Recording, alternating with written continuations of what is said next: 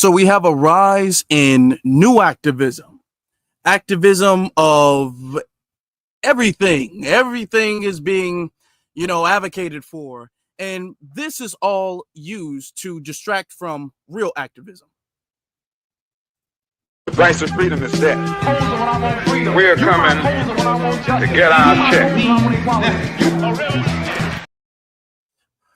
Family, welcome. Black person, every single last one of you all. We have much to discuss this evening. I hope that you guys are having a good week. I hope that you guys are hitting that like button, and I hope that you guys are subscribed. I appreciate you guys' support. We've been having much success with the channel, so thank you guys for that. We're overcoming a shadow ban that we had for a little bit, so thank you all for that. I greatly appreciate that. All right, what we're going to be discussing this evening, we're going to be discussing the rise of the planted activist, the agent activist. Okay, so that's what we're going to be doing. We've already discussed this, but we're going to have to discuss Mr. Lely, Mr. Conscious Lely. Okay, now if you guys have not seen, he's gone on a tirade against foundational Black Americans. Now I want this to be understood before we continue. Activism is something that naturally people are going to want. Naturally, people are going to want progression of a certain group. They're going to want to end to a certain issue. They're going to naturally want those things. Naturally, that's what they're going to want. So what the dominant society has always learned is they can plant people in certain positions to be activists and advocate for the progression of the group of people, but they have control of the activists. It's like strings on a puppet, and they can control the activist, so they can control where the activist goes, which is why you don't see the activist really going anywhere. Okay, and this is to mislead people from real, genuine grassroots activism. Okay, because when you see us going to City Hall and all of that, when you see us on the streets, when you see us at the reparations rallies, when you see us at different reparations task forces and things like that, when you see that, that is real activism. We are really trying to achieve something and accomplish something. All right, shout out to every single last one of you all. Shout out to all of the brothers and sisters who support that and who do that. You see that all of the time in California, in New York. You see that in Chicago. You see that in the South. You see that everywhere you go, you see something like that. Okay, this is what real activism is. Okay, and these are the things that bring about change. Even digital, because this is a new thing now. Even digital activism is a real thing. Okay, because that's speaking truth to power. So there's activism even when you're on social media, when you're on YouTube, when you're on Instagram, TikTok, Twitter. This stuff all is a factor in real advocacy, in real activism. Okay, all of these things matter. All of these things add up. What they want is because they understand that the people, it's very important. They understand that the people want better. The people want change. The people want to see problematic things stop. Okay? This is not good, family. Okay. So they want to see the problem. I'm sorry, I was reading that. They want to see the problematic things stop. So what they do is they plant, quote unquote, activists there to give you the illusion that things are changing or someone is speaking on your behalf or for your best interest. They've always done that. Okay, and that deters the people from actually paying attention to who's really speaking for your best interest and who's really trying to bring about this change. So now you're starting to see, quote unquote, activists. Here's a telltale sign that these are planted activists, that these people are doing this either for clout or because they have an assignment, is when is when they're advocating for everything and everybody. Okay, when they're advocating for everything and everybody. Notice how we advocate strictly for Black empowerment. Okay, that's what we advocate for. We're talking about reparations. Okay, we're talking about tangibles and resources for our lineage. Notice that. That's what real activism is. We have a focus and a core. If we was to write everything down on a list, it would be a very short list. because we have specific demands for a specific group of people and we want a specific thing to stop. That's what real activism is. Dr. Claude Anderson said that. He said, if you want to have something done, don't have a long laundry list of things, okay? You want to have a short, simple list of things, core issue things. This is what we do here. We focus on core issue things, short but very important, very vital, okay? When you have activists that are all like, no, we got to advocate for immigrants and LGBT and poor people and trans people and the global warming and the minimum wage and abortion and animals, and you're just advocating just to advocate. You just got no goal. You just always want to advocate. You always want to say, no, that needs to stop, and you're just pumping your fist up endlessly. They do that, and it's deliberate that they do that. They do that because that goes nowhere. That doesn't accomplish anything. And which is why you see white people love it. And I'm giving you all of this before we even get started. White people love that because that doesn't actually change anything. You're not actually going to change anything. One day you're talking about the LGBTQ, next day you're talking about border control and immigration. Now you're talking about birth control. Now you're talking about global warming. Now you're talking about minimum wage. Now you're talking about humpbacks. Now you're talking about feed the whales. Now you're talking about air pollution. Now none of that stuff goes anywhere, and nothing ever gets accomplished. Ever. You're just out there making a lot of noise, and white people, they're like, oh my God, I love it so much. He's such a real one. They love it. They love it because nothing goes anywhere. So they'll be surrounded like, yeah, let's go get them. They love that. Okay, they love it. Notice that we don't get that type of support. Because when we get out there talking about, no, the government needs to give us reparations. The government needs to give us tangibles, specifically in this community, because y'all have put this ceiling, this glass ceiling on our community. Y'all stripped the resources from the community. Now y'all need to give this back. Now y'all need to give the stuff back. Then all of a sudden, you don't see the dominant society. You don't see white people supporting that.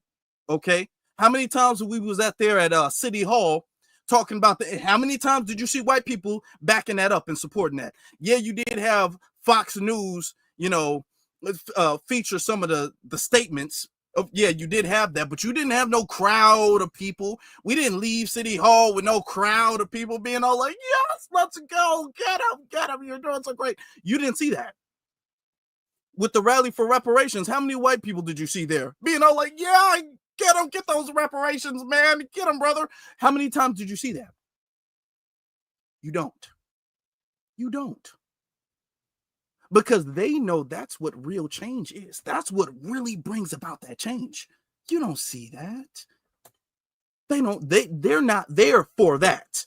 Now, if you're out there talking about everything else in the world, then they're going to be there because that's how they feel comfortable with you advocating for everybody because nobody's going to get anything. And then the racial hierarchy is going to stay the same.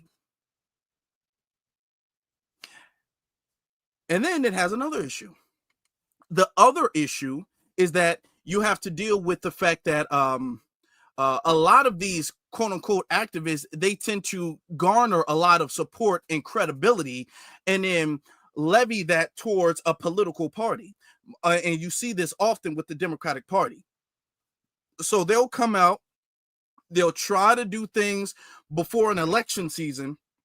I'm out here and I'm fighting and I'm going to jail. I'm getting arrested, all of that. They're out there doing all of that stuff. They're for the people. And then next thing you know, now that the election season is coming up, now they all like, well, you know what? We got to get Trump out of office and we got to get the Republicans in there.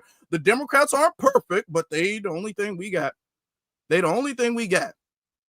So now I'm going to start playing some of the clips. Shout out to Bro Fly Lineage. I appreciate that. And he says, they talk like us. We back them. They switch up. That's exactly what happens. It's always a pivot coming. because they watch us all the time. So they know what we say. They know about the delineation. They know about the grassroots and stuff like that. So they'll say that stuff. And then next thing you know, it's a pivot. They always do that. All right. So we're going to start playing some clips. Before we do that, I'm going to play the copyright disclaimer to establish to YouTube that everything we play thus forth is protected under the guise of fair use. Everything we place under fair use. All right. As I'm doing that, what I would greatly appreciate you all doing is hitting that like button, making sure you subscribe, leave a comment, all of that. I'll be right back.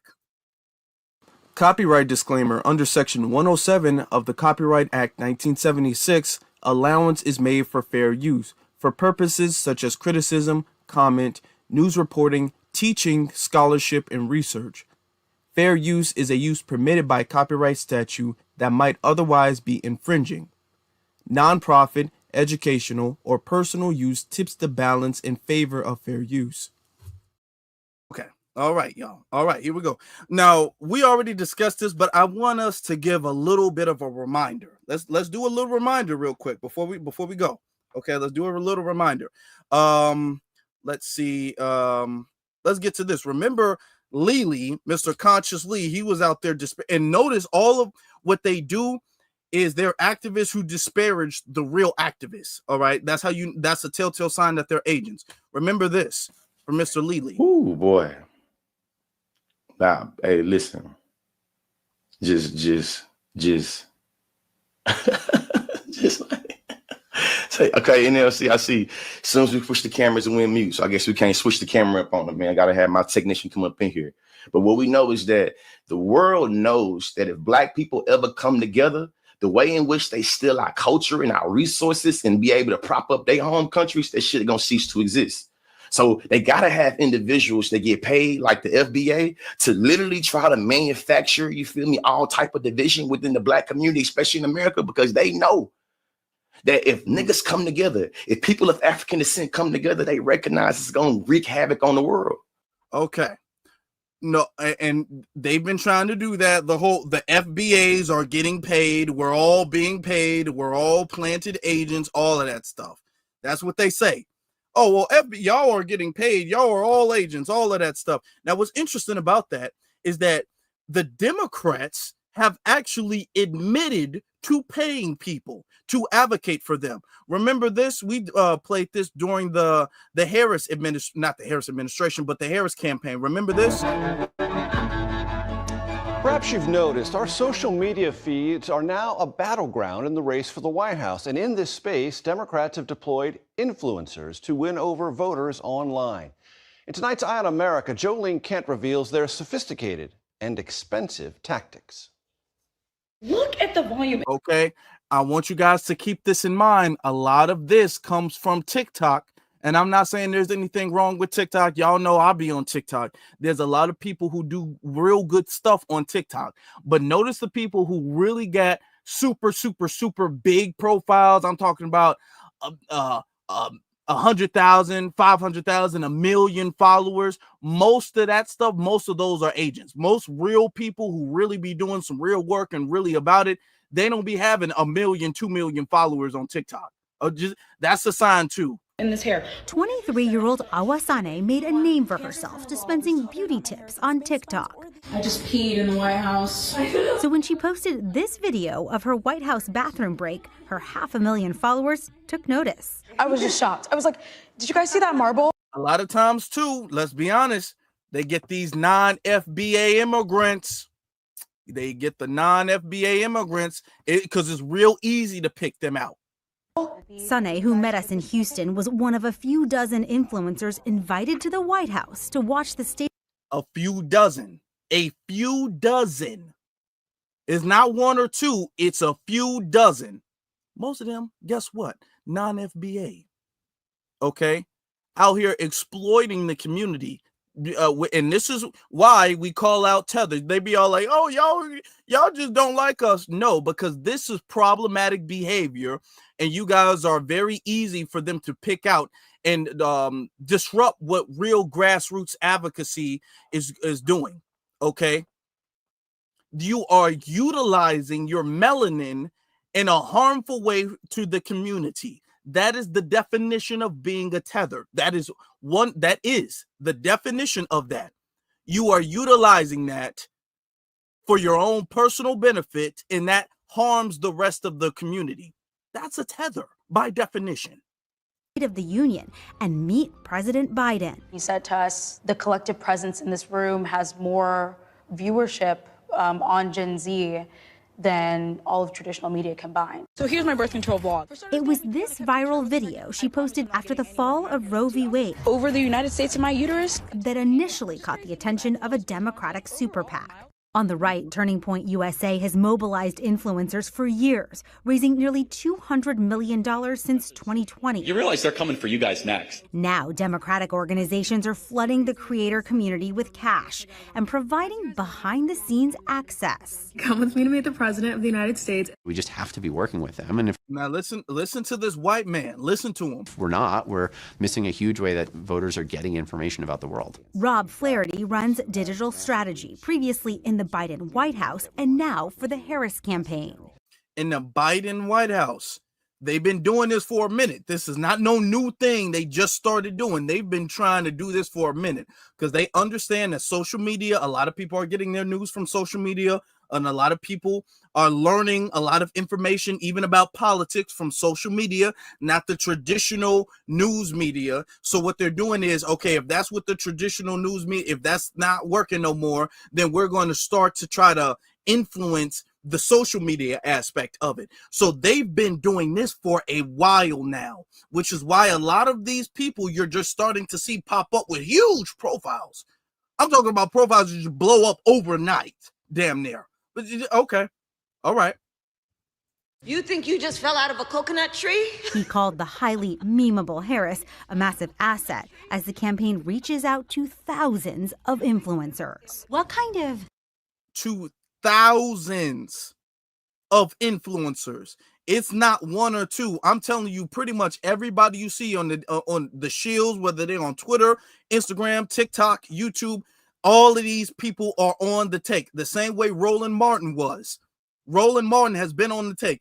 He just got exposed for it. They're all on the take. They all got something going. They're either getting paid, and I said this during the Harris campaign, they're either getting paid or they're trying to get paid.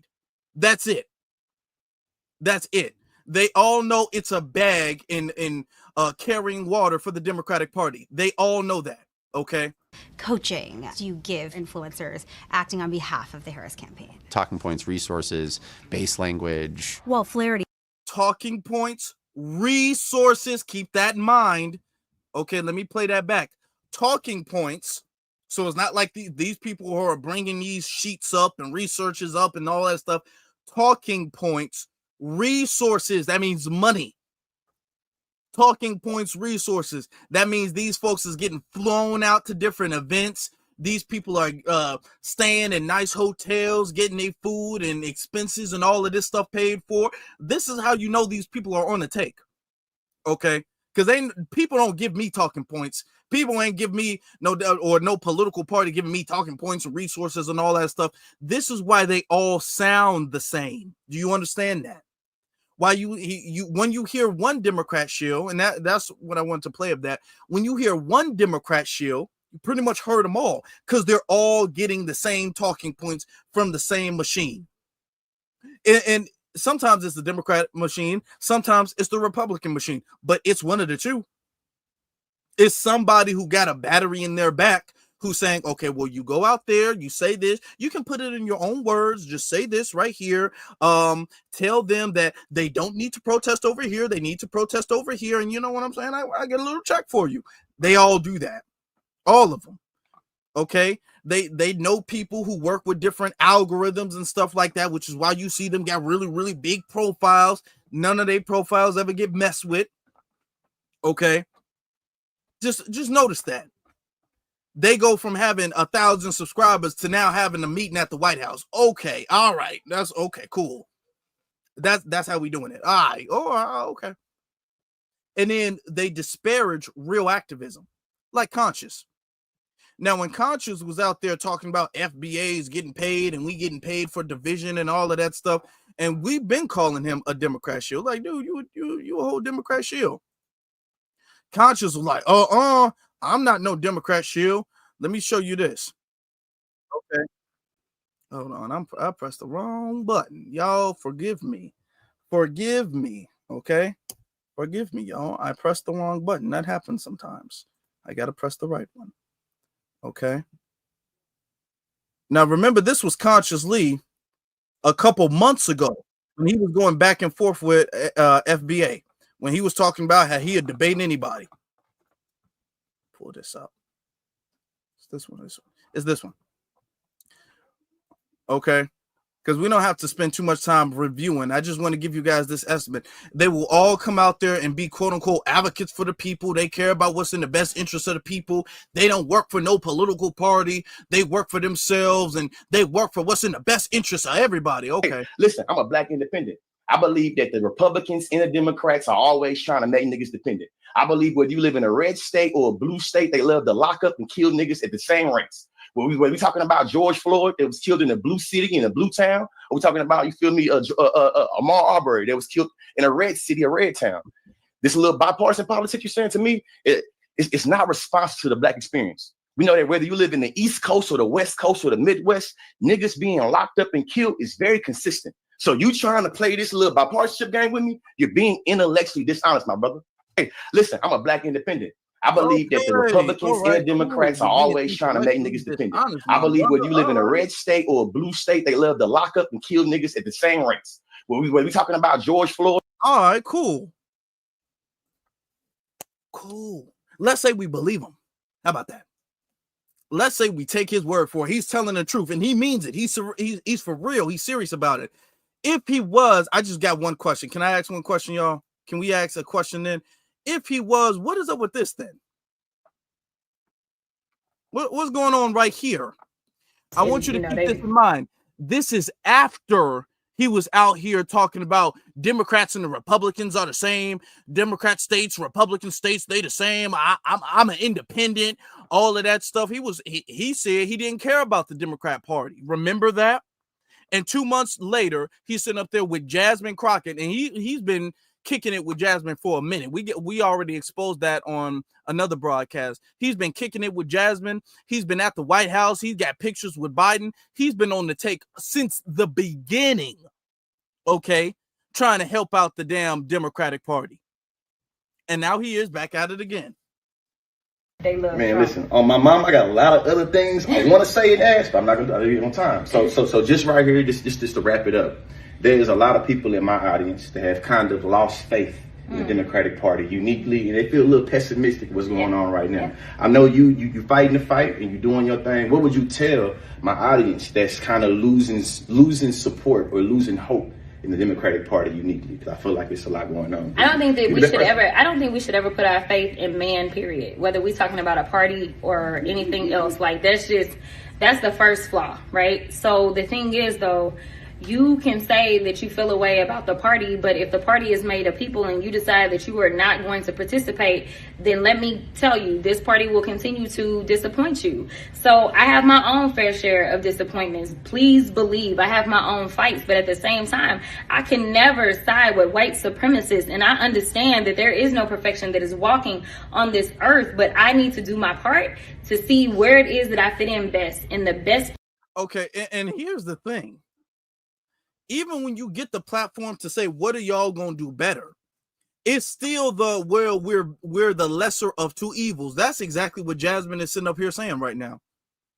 He's not, we get it. We've done you guys wrong. We've ignored you guys. I'm sorry. We need to do this. We need to do better. We need to fix this. We need to solve this. We need to give y'all reparations. None of that. It's just, we're better than the other guy. That's the only thing she say. We're not perfect, but people are flawed, so you got to accept the fact that we just break promises. Just deal with it. That's just what it's gonna be. But as long as we're not them, you should side with us. That's exactly. She's always saying that. There's no accountability for the Democratic Party. Conscious Lee is not gonna check nobody. He's not going to check that. He's not going to correct that. He's not going to do anything or say anything about that. It's just deal with it, because we're not them. We're not Trump. That's the only, and they've been riding on that for generations. We're not the Republicans, so whatever we do, y'all just got to deal with it. Place for me is the Democratic Party. It doesn't mean that it's the perfect place. And that's what you have to decide. If you are okay with somebody consistently trampling on you and acting as if you are less than simply because of how God made you, which is to be wonderfully made, to be clear, what they fear is us and our greatness. And so I got to side with the people that at least are like, all right, fine, you black and we okay with that. I can't side with the people that are saying, let me defund the HBCU. I can't side with the people that are saying, hey, if you get a free lunch in school, never mind, we're going to make sure that the kiddos are not going to be able to eat. I can't side with the people that are okay with increasing the black wealth gap and making sure that it only increases. And so the only people that are seeing more money in their pocket are the Elon Musk of the world, who gets $8 million a day, while at the same time telling people they get $6 a day to eat, that that's too much. So we're going to take that away from you. And for those kids that are on Medicaid, where you're only getting $10 a day so that kids can be safe, we're going to take away maybe a combination of $16 a day for you. But hey, my homie Elon, you're going to keep getting your $8 million a day. Like, I can't side with that nonsense. At all. Yes, you can. Yes, you can, Jasmine. Yes, you can. Because you have already done that. Because people pulled up your net worth, and your net worth is about like your net worth is crazy. Jasmine got pocket. Jasmine got a lot of money in her pocket. Jasmine is stacked. Jasmine is good. For some weird reason, and a lot of people wondering, like, damn, Jasmine, where are you getting all this money from? When you Google Jasmine Crockett's net worth, Jasmine let me do this live right now, actually, because I wasn't going to do it, but now I'm going to do it. Now we're just going to see exactly, because I don't want to be proven wrong. The Democratic share is going to be all like, no, that's not true. Her net worth ain't that. Okay, now, apparently she's been going around clearing misconceptions about the net worth or whatever the case is. Let me see this. Hold on. Because folks was able to look stuff up. And I'm doing all this live. So as I'm doing this live, I'm going to let the video play while I find it. Okay. So my point is this. If you're disappointed, then in my opinion, you're probably paying attention. But you have to decide what you are going to do with that disappointment. You can continue to lose, or you can decide to win. And the only way, in my opinion, that you can win is if you decide to be involved. And that means making this party exactly what it should be. But it can't be there without your voice. Y'all heard what she said. The only thing I want to tell y'all is that the anger y'all have around children, you know, drag queens in the classroom, when we got trans people in the classroom, what is... Okay. Now I found it, and here he go on this advocating for drag queens, and that's very telling for a grown man to consistently be advocating for drag queens. But I found this is one of the things. Okay, now just take this with a grain of salt, because you know sometimes the Republicans, not even sometimes, a lot of times the Republicans be wrong, but all right, take that with a grain of salt. So it's saying right here, Congresswoman Jasmine Crockett has reported net worth of $9 million, despite being paid $174,000 a year. Okay, so that's not even $250,000 a year. But she got a net worth of $9 million, and then she owns $2 million townhome in Dallas, a 1.5 loft in Austin, Texas, 1.5 lakefront cabin in Galveston, Texas. Okay, all right. Look, I ain't hating. But I'm just gonna say, if all of this is about we should vote for the Democrats because Elon Musk got paper, don't you got paper too? And y'all know I'm not no supporter or no fan or defender of Elon Musk. I'm not that at all. Y'all already know that. But the thing is that they like to preach about things and preach that things are evil, being rich is evil, as they're rich as hell, and ain't giving us no resources. Giving the resources to a bunch of immigrants, but they ain't giving us nothing. Why they talking about, I wouldn't side with them because they so corrupt. Okay. All right, then. When these folks is only talking about taking... What is the manufacturer outrage? I'm gonna start lying and saying, hey, y'all, these drag queens is trying to steal free lunch from y'all kids. Then you might start getting active. You know what I mean? The last thing I would say is education is elevation. I appreciate y'all with the woman right here. Y'all know who it is. So Conscious, he's been losing reputation.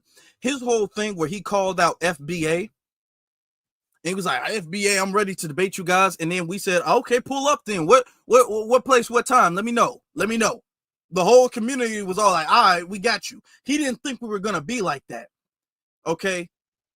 But he opened up the door and he was all like, I challenge anybody. And then everybody was all like, okay, what's up then? Now he don't want to go on live no more. He has not opened up. He has not. Listen to me. He has not opened up a live panel, a call in since then. He's scared. Conscious is cowardly. He's scared. He don't want to smoke no more. And now he's trying to build some reputation with the Democrats. You might as well say you're a Democratic shill. We got another issue though. We got this other tether who's out here making a whole bunch of noise, saying a whole bunch of stuff about foundational Black Americans and all of this stuff, right? So we've dealt with her before. We've seen her before. Okay, but now she's been given this real big platform and profile. Let me show you this. Okay, and this is how you know anytime they're on a stage and they're acting a certain way, they're acting like this. Anytime they're on a stage, if there's like you're just using profanity just for no reason. Apparently, you're just cursing. It just seems like you can't stop.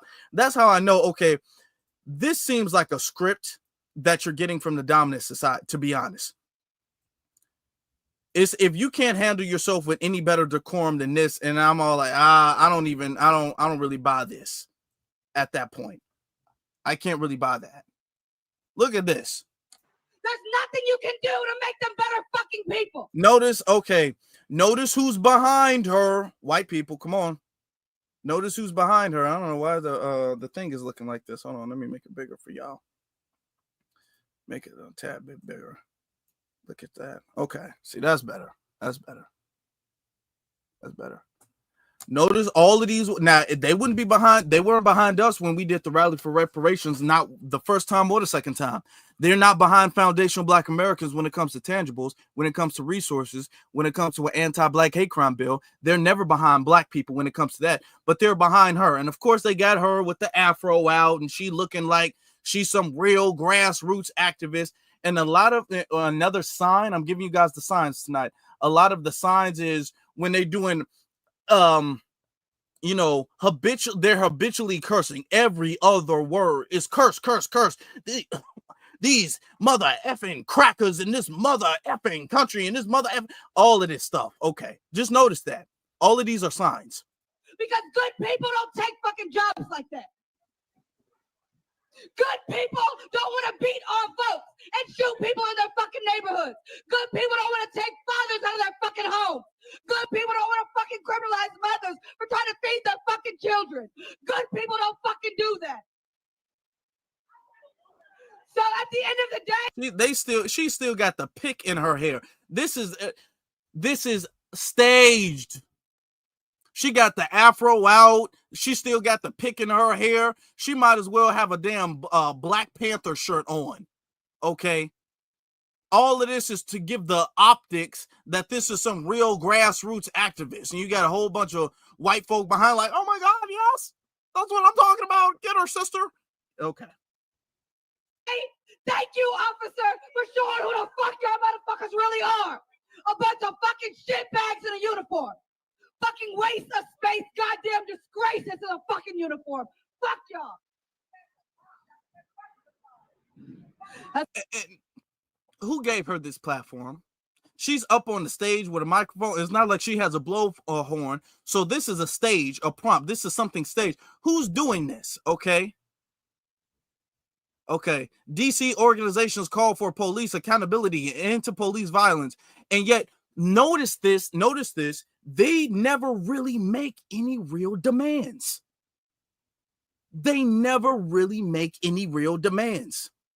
And this is how you know all of this stuff is staged. This is how you know all of this stuff is an act. Because it's never, y'all need to go to jail. And the The police sheriff needs to be held accountable. The police commissioner, the mayor, all of these people, y'all need to be held accountable. These people need to, they're not doing that. They're just out there cursing. Y'all some mother effing pigs, and y'all mother effing disgraces, pieces of crap. And I hate you, and die, and just yelling. Okay, that gets nothing done.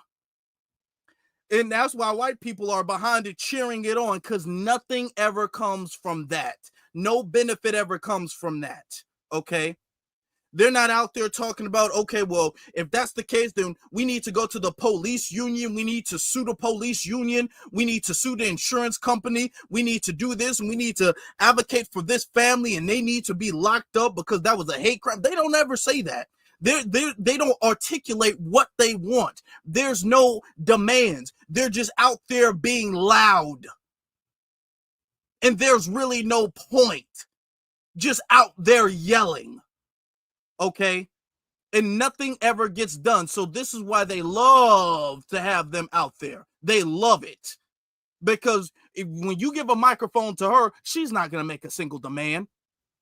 It's going to be, y'all mother effing pieces of crap, pieces of garbage. I hate you, and y'all mother, y'all stink, and y'all smell, and y'all mother, you drive gasoline, and it burns the environment, and y'all so evil and racist and homophobic and xenophobic and sexist and all of this stuff. And it never goes anywhere, and they love that. That's why they pick her. I want you to know she's only on stage with a microphone because she was chosen to be. It didn't happen out of nowhere. As a woman who fucking served this dumb ass country, I'm fucking pissed. And Serena made an amazing point. She said, I'm fucking angry. I'm frustrated. And all I can fucking do is stand here and cry. And I felt like that for the past 2 years since I started doing this shit. It's not enough anymore. It's not enough anymore to just continue to gather and do shit like this. Like, we have to hold these motherfuckers accountable. Okay, and how? Because you're not really saying anything. All of this, when people get out there, let's hold them accountable. What does that mean? That means holding them accountable. Okay. And when she started going viral again, it made me remember, I'm like, actually, we've discussed her before. We've brought her up before because she was out there disparaging foundational Black Americans when it comes to reparations. Okay. Remember this? Y'all look at this.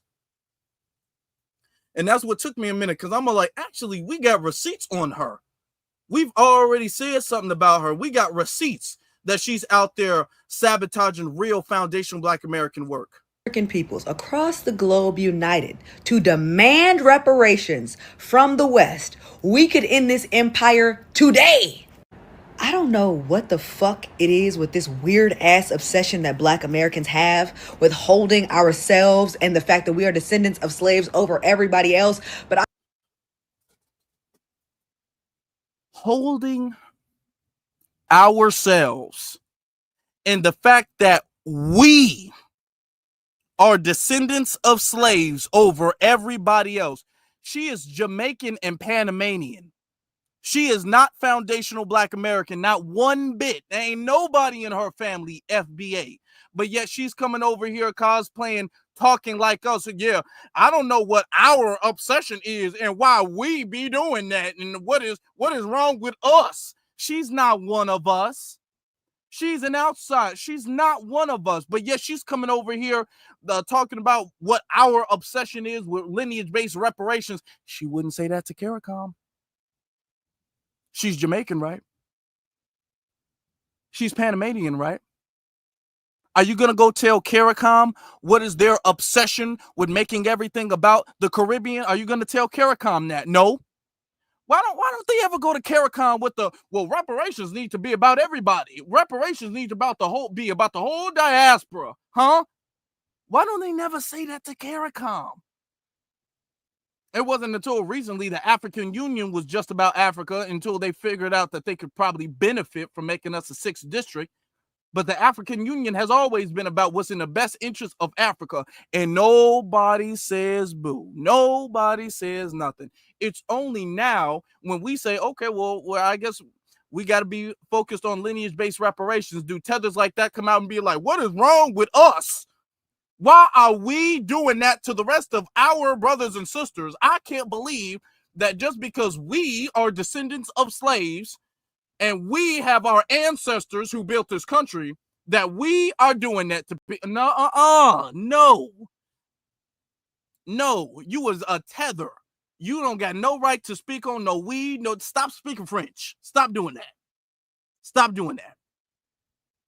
Talking about we got some obsession. Okay. I just want to remind y'all that there are descendants of slaves, African descendants of slaves, all up and down the Americas, baby.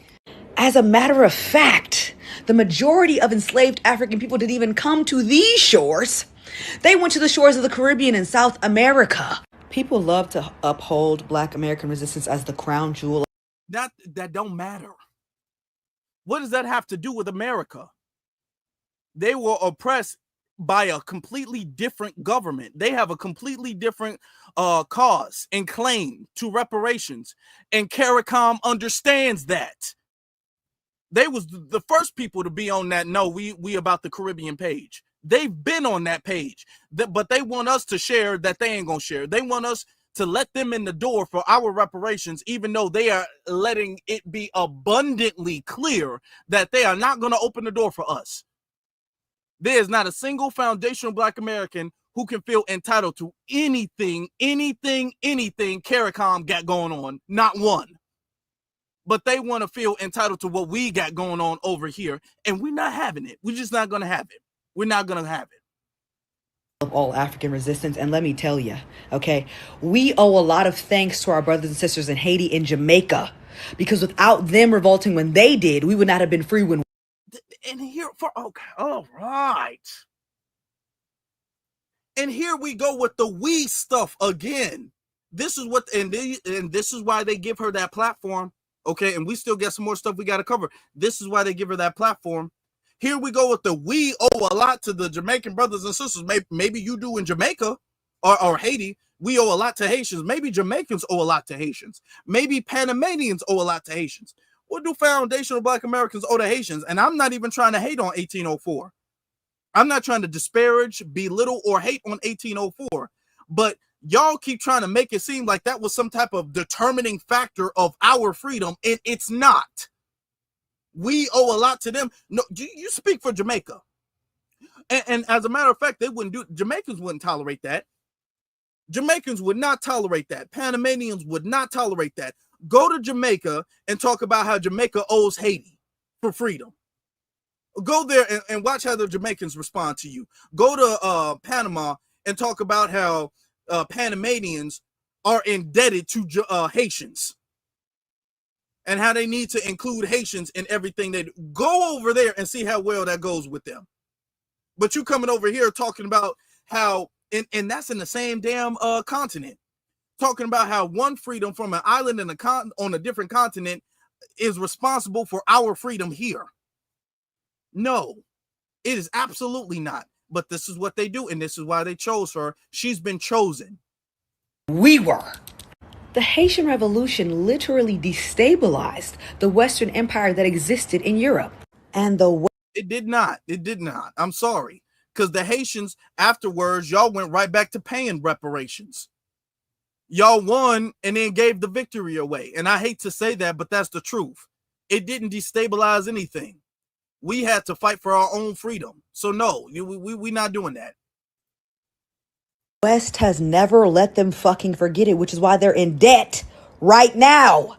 While y'all boast about the profitability of Black American culture, our tax dollars are literally being used to bomb children in Somalia. They are being used to work with Kenya so that we can have boots on the ground in Haiti. Your tax dollars are going to AFRICOM that is actively trying to destabilize the Sahel states that are looking for independence from the West right now. So if you think being born on this land makes you more exceptional than other black people, if you think that being born on this land means that you get to have all of your comforts on the backs of African people all across the world, then congratulations, you've officially been assimilated into the American identity. Pat yourself on the fucking back. If you made it this far into the video, go ahead and comment a middle finger emoji, because fuck America and its exceptionalism, bitch. Okay, yeah. Notice that that's a talking point that they've been saying a lot. A lot of the stuff comes from the Democratic Party, and they use these little catchphrases and terms and trigger words and stuff like that. Notice how a lot of the tethers are now using the term American exceptionalism. Notice that, okay? Notice how all of them are starting to use the word American exceptionalism, because what we're talking about is that our lineage is special and unique and exceptional.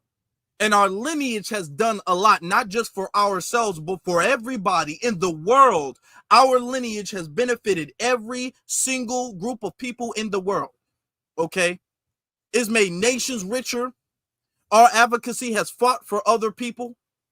Even those people who have copied different laws and rights and stuff like that have gotten that established based off of our blueprint.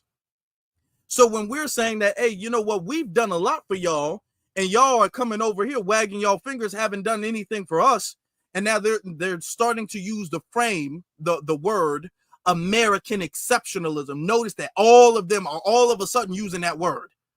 Okay, just notice that. That's how you know they're a plant. But she goes on. I mean, she don't like foundational Black Americans at all. She had a whole little thing on YouTube about it. Let's hold on. Where is that? Let me show you this. Pull that, take that away. Okay. And we're not gonna play the whole thing, but she goes off for a good 10 minutes on foundational Black Americans. Y'all, this is Miss Facts and Fire herself, Afeni Evans, and you are watching. Actually, before we do, let me not be rude. I'm not gonna be rude to y'all. Let me get to some of the cash apps, super chats. Let me get to some of the super chats real quick. Dakota Jenkins says, "Why is as FBAs looking out for ourselves a problem?" Yeah, why is us FBA? It is. It's hold on. Then he says, but it isn't for other groups. It never is. We're literally doing what other groups have been doing from the beginning, and still do. And even right now, while they're saying that we wrong for doing it, they're not stopping it. They're still doing it. They're telling us that we're wrong for doing something that they're doing. That's the pot calling the kettle black. My brother Chris says, Brother Malcolm said, the Dems are like the fox and the GOP is like the wolf.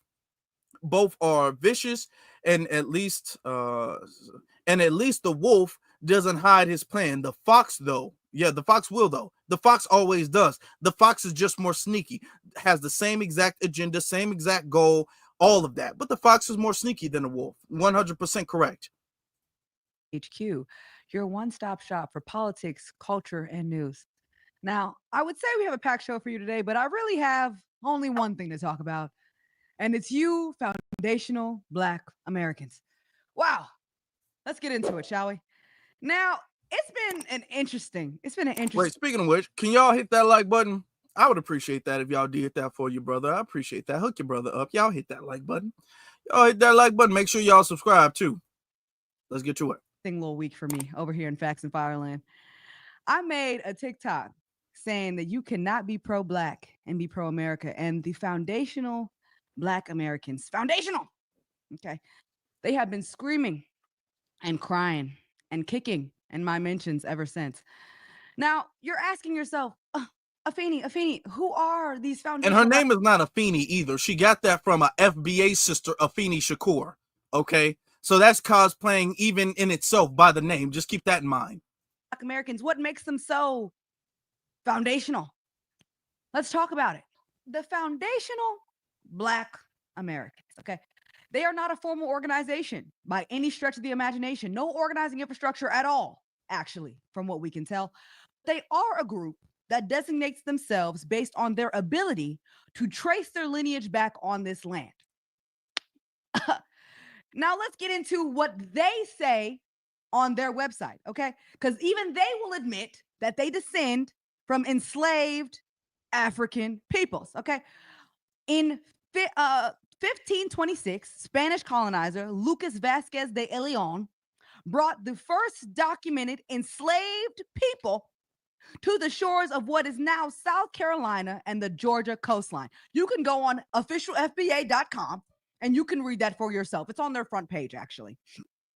They also say that these freed Black people integrated with local Native societies, marking a pivotal and often overlooked chapter in lineage and the cultural evolution of the foundational Black Americans.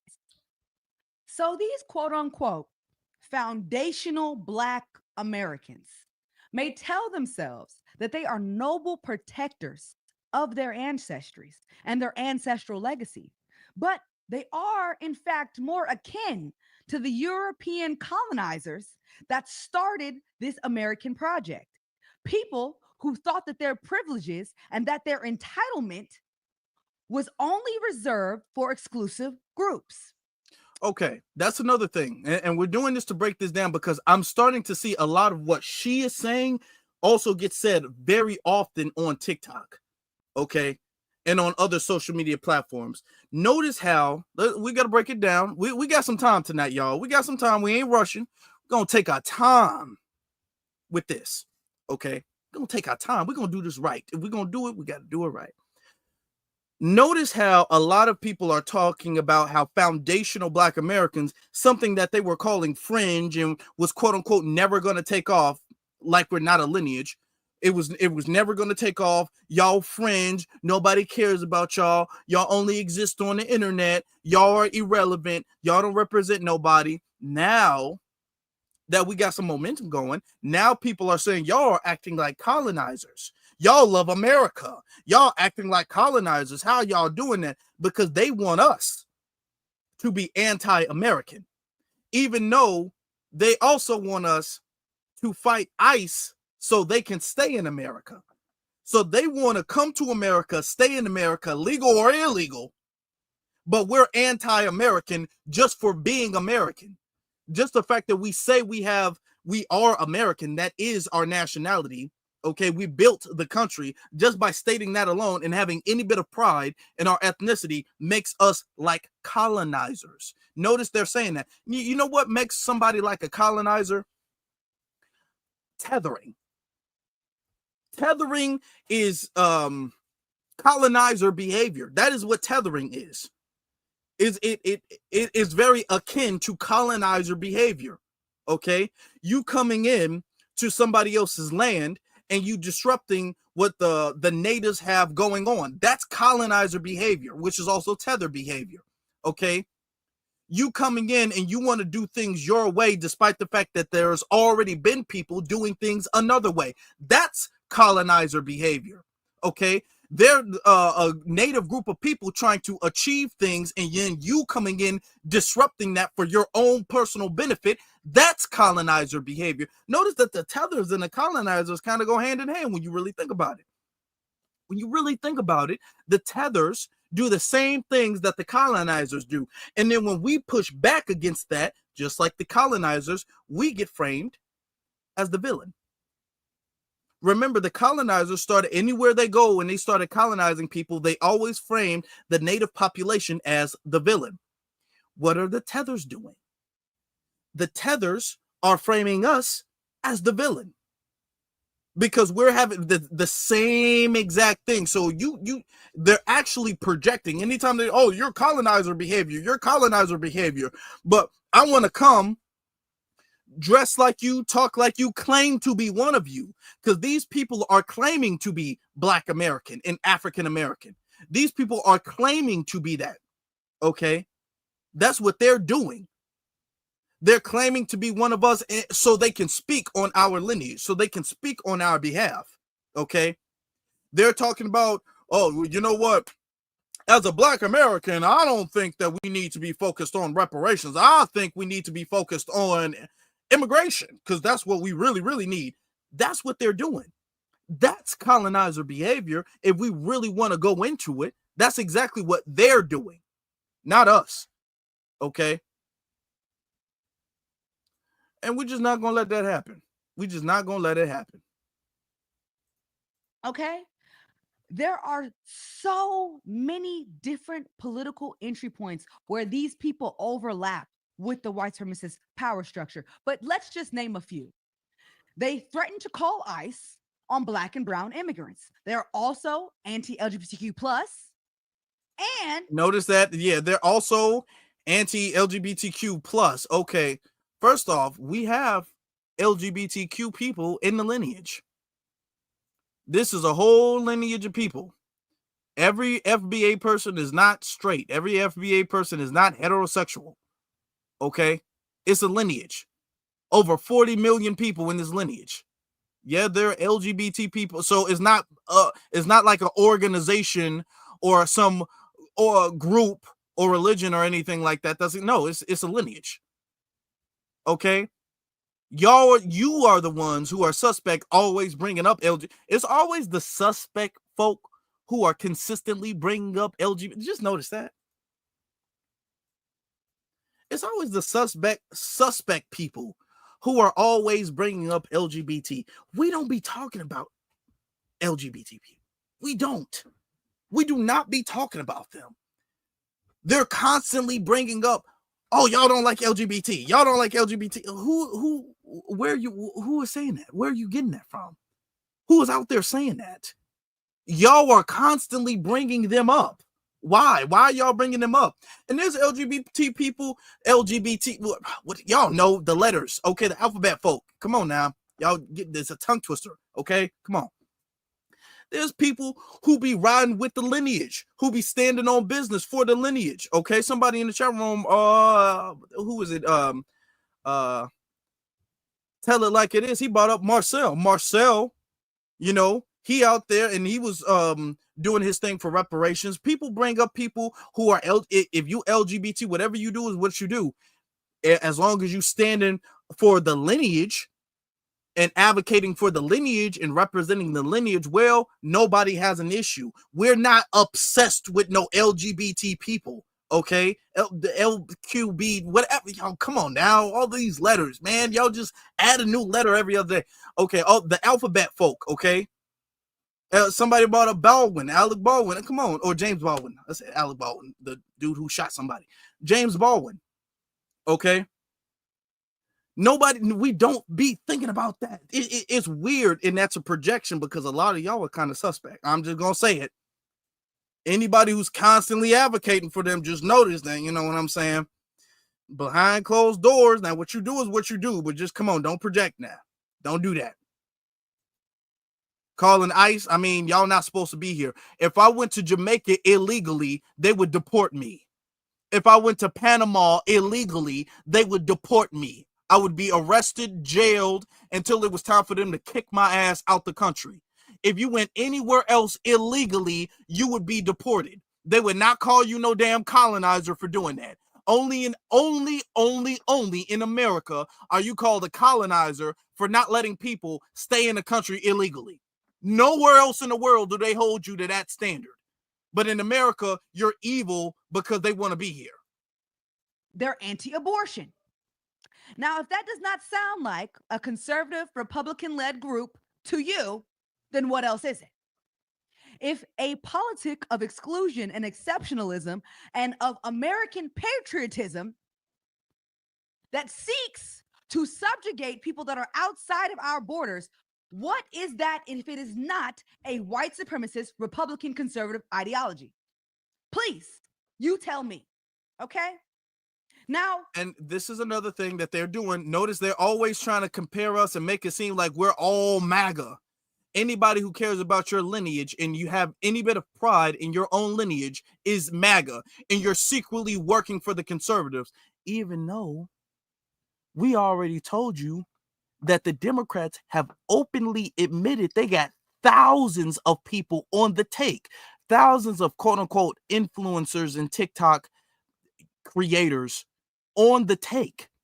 They've already admitted that. Ain't none of us on the take. Ain't none of us getting paid by no Republicans or no MAGA or anything like that. Ain't none of us getting no money or no resources and talking points. You don't see that happening to none of us. You see that happening to them. The people are on the take are the people who get invited to the damn cocktail party at the White House. Those are the ones on the take, but you ain't gonna say that about them.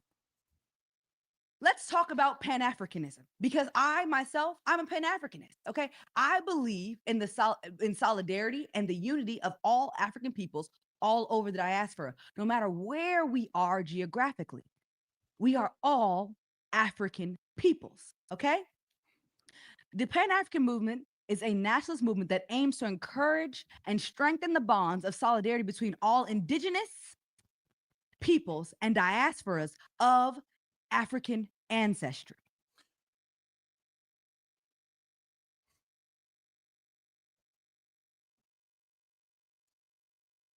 A thing about Pan-Africanism that I just want to ask. I don't know if we have any Pan-Africanists in the room. I just want to ask this question. Y'all believe in solidarity? Great. That's great. Y'all believe in solidarity. Y'all believe in working together and in every people of African descent working together. Okay, great, perfect, wonderful, beautiful. Why do you guys not take this Pan-African energy anywhere else? That's my question. I really want to understand that, because if working together and y'all need to stop that, why do you guys not go anywhere else and disrupt what they got going on? Why is it only us?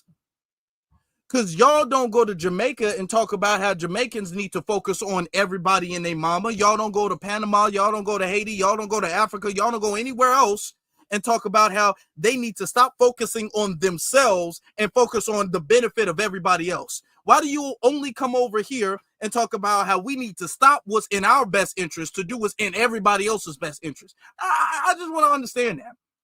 Are there any Pan-Africanists in the room who can answer that question? Because you claim, and they all do, they all claim that I just believe in the unity and the togetherness and the allyship and brotherhood and sisterhood of everybody in the world of African descent. Okay, well, when Jamaicans say that they don't let people in their country illegally, you ain't gonna say that to them. You ain't gonna say that to Haitians. You ain't gonna say that to Nigerians. You ain't gonna say that to South Africans. You ain't gonna say that to them at all. If they feel disrespected, they coming for the jugular, okay? Even if they really weren't disrespected.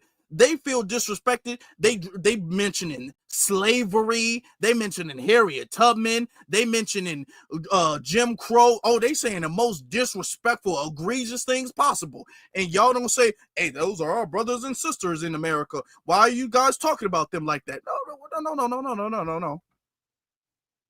But then this is, I believe in Pan-Africanism. No, you don't. No, you don't. No, you don't. You believe in FBA being exploited. That's what you believe in. That's what you believe in. And you want us to close our eyes and just ignore the fact that you guys are exploiting. That's what you want. Go, if you believe in and I challenge any Pan-Africanist, and I will knight you as a Pan-Africanist if you do this. Go to CARICOM and tell CARICOM how they need to stop focusing on the Caribbean and they need to focus on the entire diaspora. You will be the best Pan-Africanist, okay? Because right now, Dr. Umar ain't doing that well. You will be the best Pan-Africanist of all time if you went to CARICOM and you told CARICOM that they need to stop focusing on Jamaica, Haiti, Trinidad, the Caribbean, all of them, and they need to focus on the entire diaspora, including America, and everybody need to get their resources, okay? And everybody need to feel welcome. I will knight you. Do that. Notice they don't do that. They don't go to them. They don't disparage them. They don't criticize them. They only come over here and say we MAGA for trying to get reparations, even though MAGAs don't support MAGA doesn't support us getting reparations in the first place. But notice they only come over here and do that. They only come over here and do that. Hold on. Let's get to some of these super chats. All right, hold on. My brother Tell It Like It Is says, what's interesting is that she claims that the Caribbeans revolt that influence us, yet She names herself Afeni, like Tupac's mother. And shout out to Afeni Shakur, the real Afeni Shakur, Tupac's mother, and adapts the Black Panther image, which is what she's trying to look like. I'm glad you pointed that out. I was going to do that, but I'm glad you said something, which is what she's trying to kind of look like right now. With the scarf and all of that. That's kind of the image she's trying to look like. And this is how you know a lot of this stuff is inorganic. Because she out there with a protest with the afro picked out, with the afro in her hair. And oh, notice that. Just pay attention to the optics of what she's trying to do. Okay? Let's get to some of the other ones. Okay, hold on. Because we got time tonight. We cooking tonight. Okay. Maxine, shout out to Maxine. Appreciate you, family. Appreciate you. Thank you, Afro Lee, for all you do for FBA. I have recently discovered your channel. Oh, that's great. Shout out to the new subscribers and a few other FBA podcasts. And I have been hooked ever since. I love my FBA family, and we love you too. Thank you very much. Thank you very much. I'm glad. You're also seeing other FBA channels too. That's really good too. Hampton sends a super sticker. Thank you very much. And then hold on. Roger says, what is that is an unfamiliar statement, Tether. It says make about FBA being anti-LGBT. Okay. I'm FBA and I grew up in NYS. I think that was that New York's with first gen us US Jamaican first gen Jamaicans who were fiercely in anti-LGBT. I'm telling y'all, can y'all, no disrespect, I don't want nobody to say this is xenophobic or homophobic. This is not homophobic. What you do is what you do. New York State, okay? New York State. This is not homophobic. But can we cut at least like 2 of the letters out? Just because it's starting to become a tongue twister at this point. I don't hate you. You can do what you want to do. You can do what you want to do. But can we cut a couple of the letters out? Like, it's a lot at this point. At first it was LGBT, then LGBTQ, then LGBTQ. It was LGB, then LGBTT. Can we just cut a couple of them out? Can we? Come on. Because right now, what y'all got, like 5, 6, like Q plus, and then it was LGBT, AI, Q. I'm just saying, it would just go a lot better if y'all just, come on now. It's a lot. Like, just, come on. I ain't trying to hate on nobody, but damn. I don't want to sing the alphabet every other sentence. Come on now. And a random, or come on. It's a lot. Okay. I'm trying to help you out. It's a lot, okay? It's a lot. But yeah, notice that, yeah. And she's sitting up there trying to be disrespectful and say we all do you know how anti-LGBT the damn Jamaicans are? Oh, they don't tolerate that at all in Jamaica. At all in Jamaica. Oh, they can't stand that in Jamaica. And she's half Jamaican. And she wouldn't go to Jamaica talk about them being anti-LGBT. T Q A plus I. Okay, they wouldn't go over there and say the alphabet. I'm just gonna have to say that. All this stuff is, I'm about to just like fry my brain. Okay, Africans, that's another one. Africans don't tolerate that at all. Oh, you can't go anywhere in any African country. There's 54 countries. Couldn't go anywhere in African country talk about how they need to be more accepting of homosexuality. Couldn't go nowhere talking about that. Couldn't go nowhere talking about that. But only in America, if we say, hey man, you acting a little moist. Oh, that's LGBTQ plus discrimination. Like, okay, all right. Damn. Okay, so yeah, all of that stuff, that's a projection. They got to stop that. Yeah, you got to cut some of the letters out, rebrand. Like, come on now, damn. Okay? Again, everywhere where there are Black people, everywhere there are people, there are Black people. You cannot find a single society or civilization across this globe that has not been touched by African influence, period. Because we were the creators of civilization. Why? Why is that controversial to say to these foundational? Well, if that's the case, if we are the creator, in which you're correct, why, when we say we're native, why do y'all have an issue with that? Because when we say we're indigenous, y'all be all like, oh, no, you're not. You came from Africa on the ship. That's the only reason you're here. You're not native. You're not indigenous. That's indigenous erasure. You're not native. Why do y'all do that? Now, you will sit up there and say on a podcast that black people are everywhere and have been everywhere, which is true. People that would be classified as black today have been all around the world. Okay. People who were Negro people really have been all around the world, whatever you want to call it, have been all around the world. But then when we say, okay, well, we're indigenous to America, they be all like, you're a pretendian. That's the slur they use. You're a pretendian. No, you're not. No, you're not. You came from Africa in 1619. That's the only reason you're here. Okay. That's very interesting logic you're using. Black Americans, you might need to ask them what that's about. Because let me tell you something. There have always been Black people who were born on this land who have supported the rights and solidarity with people from all over the diaspora.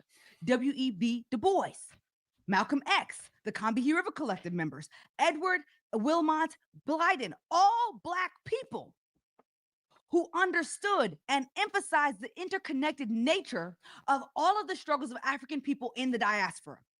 Because we all have one common enemy, and that common enemy is the system that continues to subjugate us. That common enemy is the system that enslaved, beat, and ate our ancestors after they kidnapped them off of the shores of Africa.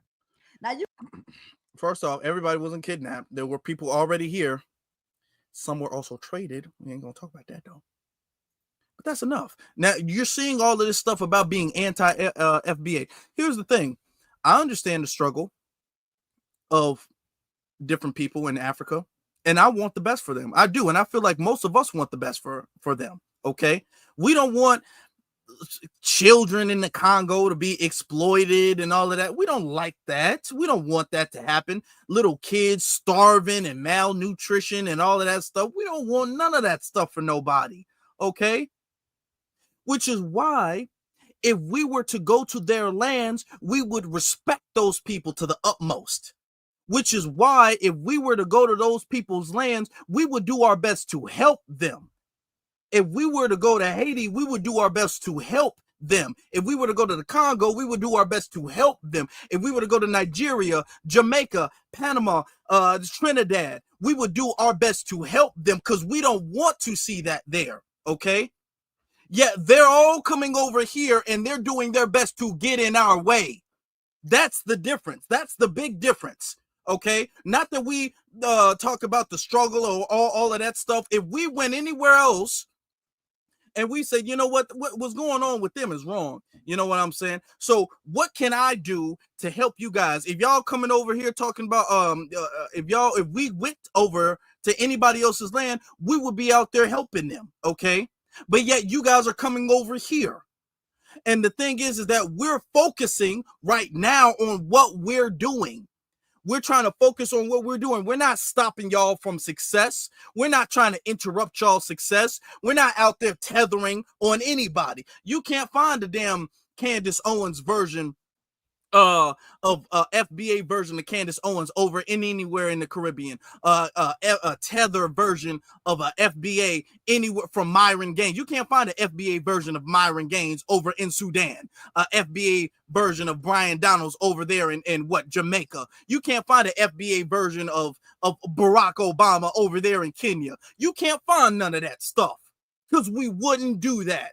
But yet all of y'all are coming over here doing that to us, getting in our way, stopping our reparations, stopping our progress and success, and then wagging y'all little finger at us the whole time y'all doing it, talking about how much better you guys are than us, talking about how much more educated and how much harder workers than we are that you guys are. All right. Talking about how much better culture that you guys claim that you guys have over us and how you guys are quote unquote getting it out the mud. We would never do that to y'all. So all of that, well, I'm a Pan-Africanist and I think we should all get along, and you send up they're doing that. You don't want to check your own people, but you want to check us. We not going for that. That's over with. We not going with that. Okay, well, we just gotta ignore and pretend that we're not being exploited by y'all. That's done, and we ain't going back to that either. Okay, we ain't going back to that because now we see what the situation is. No. Okay, because as a matter of fact, not only have we helped you guys when we went over to y'all lands, we helped y'all here. We have been helping at the diaspora in America. We've been doing what we can in America. You know, fighting for to end apartheid in South Africa, fighting for Ethiopia, donating stuff to Haiti after natural disasters and stuff like that went on. And what is Puerto Rico after stuff like that has went on. We have been in America advocating, paying resources, boycotting, fighting for you guys. Okay, y'all don't do that. Y'all don't do that. Y'all are not boycotting a damn thing on behalf of what is in our best interest. Y'all not. You're not. They're not doing that. They're not fighting against their government over what's going on over here. They're not. Now, they're not even coming over here. Now, before, back in the 50s and the 60s, it was a little different. Now, because only a few of them were able to come over here in the first place. Now they're flooding the gates and trying to elbow us out the room and trying to be the new version of us. They want to be FBA 2.0. So they're trying to cleanse the room. They're trying to do this ethnic cleanser so they can be the newer version of us. We're not having that. Talk about some Pan-Africanism. No, you're talking about exploitation. That's what you're talking about. That's exploitation. And we just are not going with that no more. It's up. It's done. It's done. Okay. Mansa Musa says, hold on. Why did it scroll up? Mansa Musa says, hell no. Her trucker hat, do-rag, picnic blanket on top with loose neck floral shirt having meatball. Damn, he just going in. Meatball head ass ain't no Afeni. Nowhere now. Yeah, I ain't gonna lie to you. I don't know who. That's a good point. That's a good point. Thank you for that. I don't know who put that damn outfit together. Who is your stylist? What the hell is you wearing? What is this? She looked like one of the, and then come on now. She looked like she went in her mama's closet and she just started throwing anything on. You know how little kids go in their parents' closet and like, I want to dress like mom. I want to dress like mom. And little girls, and they be wearing different size heels and all of that stuff. And they be putting on her skirts and the skirt is too damn big. So be dragging on the floor and they be just doing that. That's what she looked like. She looked like she went in her damn mama's closet and then just in the dark. She looked like the lights weren't on because she was sneaking. She looked like she went in there in the dark and just started putting anything on. The shirt don't fit. You're tying the noose. Come on now. You got a damn picnic blanket. Then you went in your dad's closet, got his hat, got your dad's damn fishing hat on. Like, come on, that's what you look like. I don't know who did, and you know you was dressed by white people. That's how you know an FBA person ain't had nothing to do with how you put that on. A FBA person ain't have nothing to do with how you put that on. You know for a fact ain't none of that FBA. Ain't none of that. No FBA. Ain't got nothing to do with us.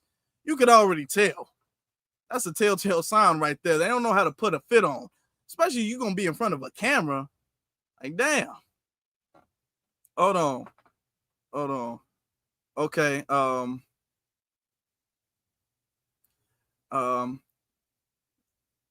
Allegory Set Worth, appreciate the super chat. Let me see. Why is this so? I can't really. Hold on. Let me see something. Okay, that's better. That's better. Enoch Bird sends a super chat. Thank you very much, my brother Williams. He says, Tether Tethertail tethers or tattletale tethers. Yeah, exactly. Appreciate the super chat from our sister Beverly. Beverly. I said Beverly. What is wrong with me? I'm all that tongue twisting. Latoya says, quote unquote, my mom, or I said quote unquote, my mom supported a child in Africa back in the 90s. And we've always done that. That's another good point. All of those, you can feed a child with 10 cents a day and all of that stuff. We've been the ones been all like, oh my God, it's a starving little baby. Let me go donate and feed and support and give this money to this organization for some rice and all that. We've been doing that. All of that. Ain't do that for us, but okay. All right. Okay. All right. We got you now. Kenya Harris, it says her name is more like a fruity. It says, how do you see that? Let me see. A frondy, yeah, or frondy. I think that's how you pronounce it. Her name ain't no Afeni. Tell her like it is. He says she looks like she shopped at a flea market clearance rack. Damn, she does though. She really does. But it looked like she was. They all like everything. It looks like the store is about to close. It's about to not the because every store got like a little clearance thing. It looked like the whole store is on clearance. It looked like the store is going bankrupt. That the store is having a big closing and everything is on sale. And it looked like a everything must go aisle in the store. Everything is 80% off. And she went to the 80% off section of the store and said, I'm gonna get this hat, the scarf, the do-rag, let me get these shoes and let me everything. She went to the 80% off everything and then used the damn discount. Use some coupons she had. Oh, come on. You look like you struggling. Are you sitting up there talking about us? That's why she wants some reparations. She look, man, you look poor as hell. And that in America, if you was back in your homeland, we could get that. But in America, you don't got really no excuse to be dressing like that. Not in America. I mean, we get it. We not in America. You don't. Not really. Okay. But we still got more to talk about. Latoya again says she had his pick in the family album too. Shaking my head. Look at how much love we've given to everybody. We've given people so much love. It is insane. And it's just not even reciprocated, not even respected or appreciated. How much love we've given everybody. Roger says, go to Africa and say you're African. They will say not they will. I've seen it. They will say that. We couldn't go to Africa and say, yeah, we are. Ooh. If you say you're an African American, they say no, you're either one or you're not both. Okay. If we insist, they'd ask, fine, what tribe are you from? Won't let you in unless you say us. Yeah, that's true. That's true. They don't be playing that in Africa with all that tribalism going on. Tell like it is. No, they pay. Oh my God. He said, no, they paid her to take that shit. Hey. It looked like it. It looked like one of those, you know how we sitting up there joking right now. It looked like, you know how they be having those weird modeling shows, how Europeans be having weird modeling shows where a model comes in and they're wearing a bucket on their head or something like that. You know how weird those damn weird European modeling shows, it's something weird where the pants got like oil stains on it or something like that. When somebody comes in with damn like a plastic shirt, like something weird. It looks like she's at a European modeling show. That's what it looks like. Out there with a European modeling show. That's what it. I ain't gonna lie to you. Come on now. I don't know. Come on. Okay. Profile says the cow said they want their septum ring back. I've never understood the septum ring thing. I just don't. Yeah, the septum ring theory is just undefeated. It really is. It really is. But boy, they propping her up. She the next big thing. So we know what's going on with DC with Donald Trump and Donald Trump sending the troops to DC. We get that. We know that. Okay, all right. But there's real activists out there stomping, and real activists out there, because we see a lot of police harassment. We do. We're not going to lie about that. We already know. And it's really the local police just using a crime wave to target, FBAs in DC. And we're starting to see DC FBAs really standing up and, putting the pressure on them. Let me show y'all. Hold on. Let me share this screen real quick. Let me show y'all some of the stuff. Okay. Okay, hold on. Okay. So we starting to see this. Oh, let me make this bigger. So this is in DC. Oh, what the hell just happened? Computer. Okay, hold on. My computer just did a weird little split screen. You a cold bitch. You a bitch. You a bitch. Why the fuck y'all fuck with these kids, man? Go look for who y'all supposed to be looking for. You bitch ass niggas. Cold bitch. You definitely a bitch. You know you a bitch. All y'all some man, fuck you, nigga. Don't touch me no more, bitch. I ain't touch your bitch ass. Fuck you, nigga. I'm gonna spit in your face and touch me again. Fuck you. Fuck this number. Don't touch me no more, you bitch ass nigga. Don't touch me no more. I'm gonna spit in your face, bitch. Fuck y'all. Yeah, fuck 12, nigga. Y'all know about me, you bitch ass nigga. I will spit in your face, bitch. Fuck you, all y'all. Fuck you talk about, bitch. Fuck 12, nigga. And I'm gonna put my own. Okay, so that's going on in DC. That's going on. I like the fact that they're fighting back. I will say, I want our DC family to be careful, okay?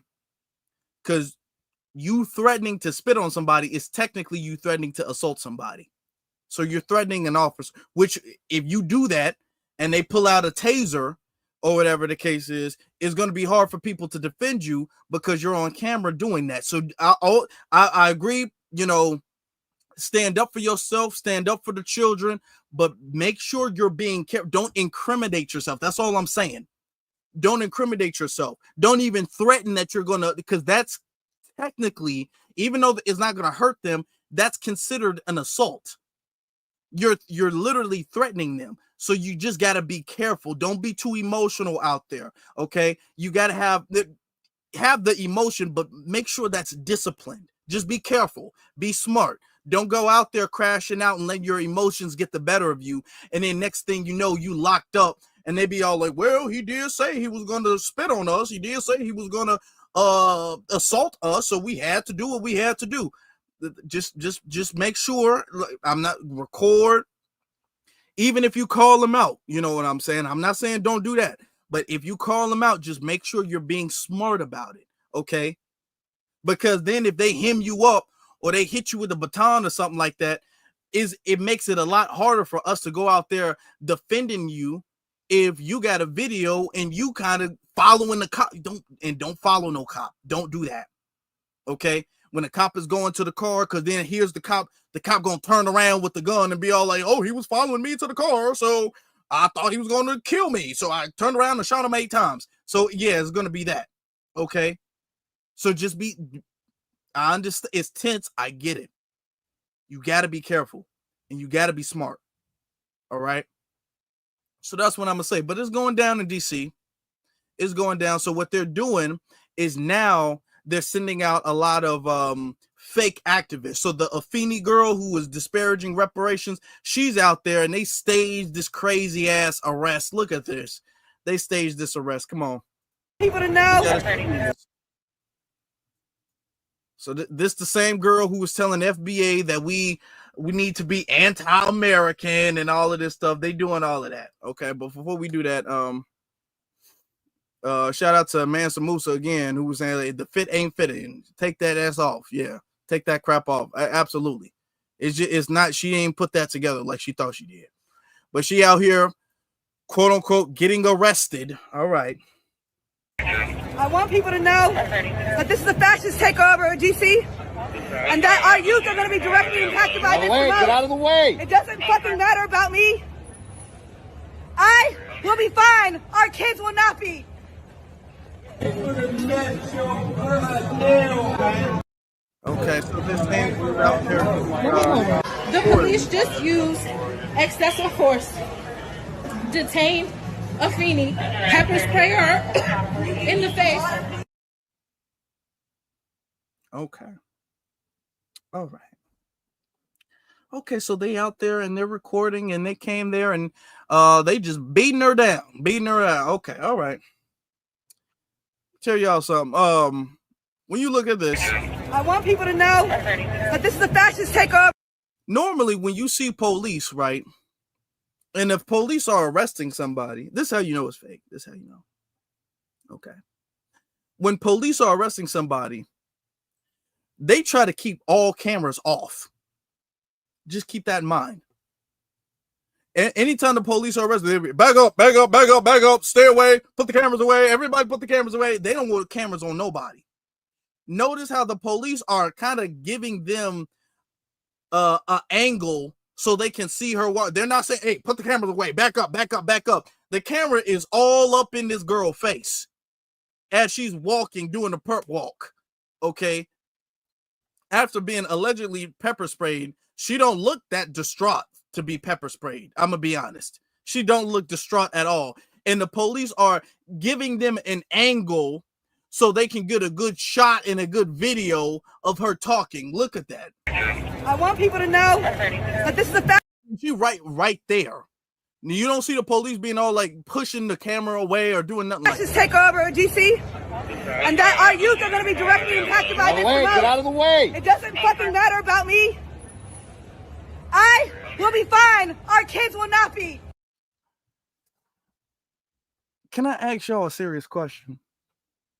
And maybe it's just me. But she's pepper sprayed, right? I just want to ask this question because y'all know I like asking questions. She's pepper sprayed. Her eyes are closed. She can't see. Somebody's right. She still has a purse on. They would take the purse off before they handcuff you. They don't handcuff you with the purse on. And that our youth are going to be directly impacted. This is a friend who are get out of the way. It doesn't. This is a friend, right? Fucking matter about me. And when she turns the corner, how does she know where the camera is? That's the question. I don't know. How do you know you're pepper sprayed? Your eyes are closed. You can't see. And let's just assume that somebody says, "Hey, I got the camera rolling. Say something to the people." Okay, you're saying something to the people, and your head is turning to face the camera, but you can't see anything. But it seems like you're following that. I just want to know what type of powers you have. If you have X-ray vision or if you have some echolocation, I don't know how you know where the camera is going to be so you can get the perfect angle of you getting arrested. I just really want to know that. Okay. And this is how you know a lot of this stuff is staged. All of this stuff is staged where they be doing it like, come on. Like, you sitting up there, the camera is not going to let you do that. Or the cops aren't going to let you do that. You walking around and you got the handcuffs on you and you closing your eyes. I just want to know that this is a fascist takeover. F the police and, free Israel or Palestine or wherever they are. And I just wanted to let people know that it's okay what happens to me. I will sacrifice myself, but free the kids, free the people, free the animals and the LGBT, and free everybody. Like, that doesn't happen when people really get arrested. We've seen people get arrested. That's not what happens. And the police are clearing the way so the angles can get there. Move out of the way. We're arresting this felon, this perpetrator. Stop it, guys. They don't let you do a damn press conference while you walk into the police car. Guys, they are arresting me. I want you to know this is an illegal detainment. They have violated my rights, but I will be okay. Okay. Sure. Bravo. Give her an Oscar for that. That's just amazing. Cool. She's a real one. Out there just sacrificing herself for the greater good. I think that's amazing. Okay. So a couple days later, they let her go. They just let her go. I mean, they let her go. You know, she was able to walk. You know, nobody knows what the charges are. They dropped them all. Okay, she was able to walk. And then look what happened here. Okay.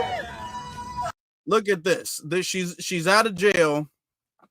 She has an army damn near of people waiting for her to come out of prison or jail. She didn't go to prison, just jail.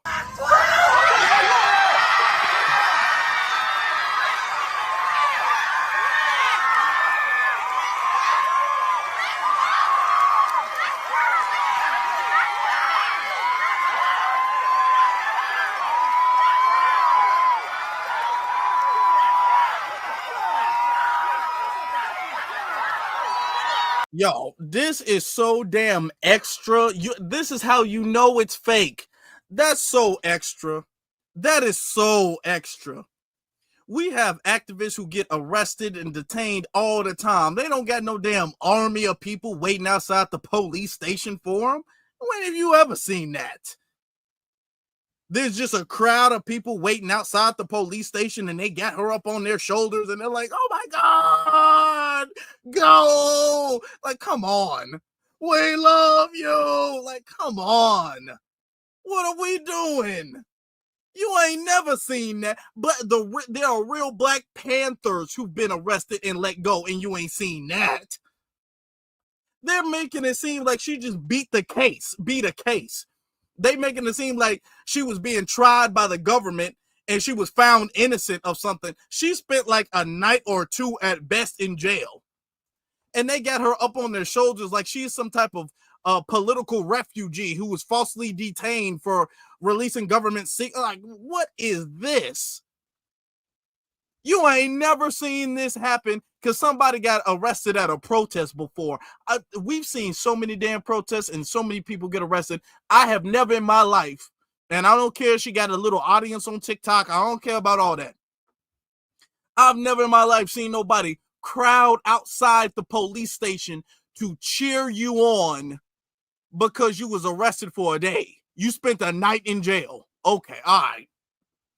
Mind you, all of these people got masks on because they are like, okay, I'll sign the contract. I'll be out there, but do I have to show my face? I do have to go to work the next day. Okay, all right.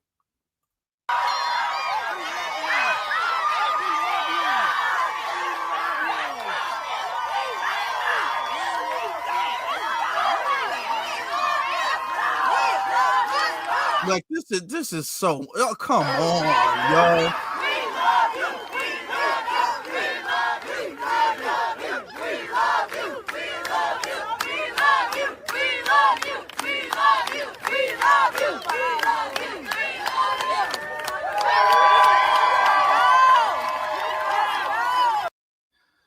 Y'all, and remember I said this earlier in the live, right? I said, watch out for the quote unquote activists who have a lot of white support. Just keep that in mind. If I got arrested at a protest, I can promise you a bunch of white people are not going to be outside protesting for me to get released. I promise you that. If y'all get arrested at a protest, y'all think y'all gonna have a crowd of white people outside, even if they're white liberals? Y'all think y'all gonna have a crowd of white liberals outside being all like, we love you, you're great, let her go, free Afeni? You think they're gonna be out there doing that? You think they're gonna be out there doing that for real? This is how you know. This is exactly how you know all of this stuff. You ain't really doing nothing. You ain't really moving no needle. You was not really doing nothing. You're a plant who's been given an assignment. And all of this is to make it seem like you've been out here being an activist and all of this stuff. This is stuff that is staged. The arrest, which nobody really caught on camera, by the way. Nobody caught the pepper spray, by the way. Nobody caught... She was apparently manhandled, but nobody caught that, by the way. Just keep that in mind. That's not on camera. Only her damn press release as she's doing the perp walk is caught on camera. Okay. And now you got a crowd of people outside the damn police station, which we've never seen that before. Okay. All right. Okay, fine. Okay, we get that. But you know who bought into it? Speaking, and we talked about him, or oh boy, he bought into it. So he bought into it. Okay. You got, damn it, Conscious Lee out here. Oh boy, here comes Conscious Lee. One agent defending another damn agent. That's what Conscious Lee was out there doing. I want people to know that this is a fascist takeover in DC, and that our youth are going to be directly impacted by this. Get out of the way. It doesn't fucking matter about me. I will be fine. Our kids will not be. This video. Notice now, I just can't help but notice that, like, come on. I will be fine. Don't worry about me. I'm ready to make the sacrifice. Feed the children. It's about the future. Okay, all right. Okay. Okay, all right. Okay, fine. Lord. Notice how she's pulling back. Cops don't let you do that. That's how I know you're not really getting arrested. Notice she's literally pulling back so she can talk to the camera, which she can't see. And I don't know how she knows where the camera is, but all right. When you're being arrested and the cops are walking you down, they don't let you pull back to face a camera. They don't let you do that. Notice the cops are just looking for, like, okay, on your way to prison, you criminal. Like, okay, no. Cops don't let you do that. But okay, but it consciously bought it, or at least he got the assignment. It doesn't fucking matter about me. Someone say, I'm legally blonde. Okay. Oh, y'all stop. Okay, all right, sure.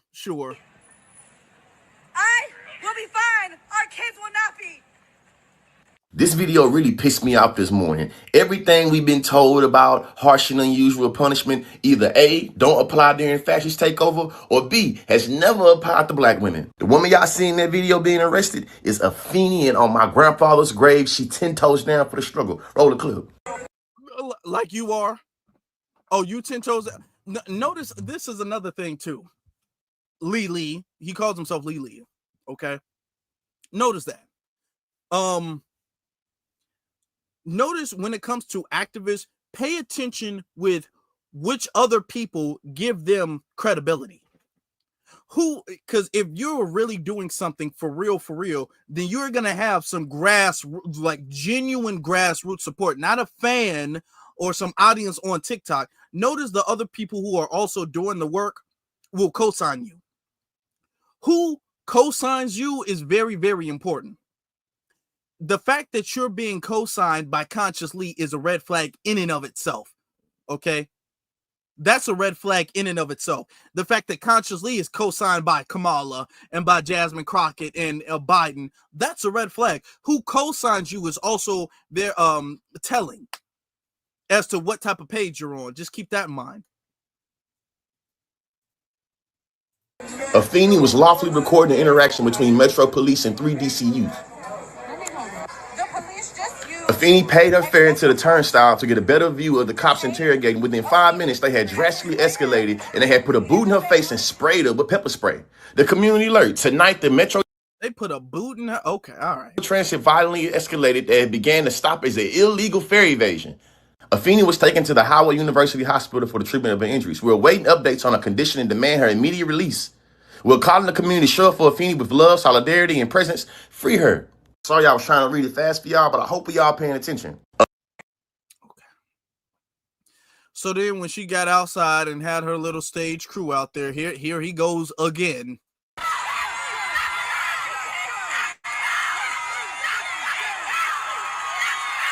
Injuries, I guess the injury of what being removed, because I don't, he said a boot to the face. So they was just stopping her out and pepper sprayed her for recording. Okay. All right.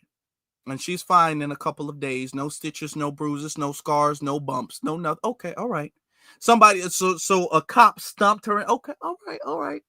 She heals like she's Wolverine. Okay. That's what makes sense.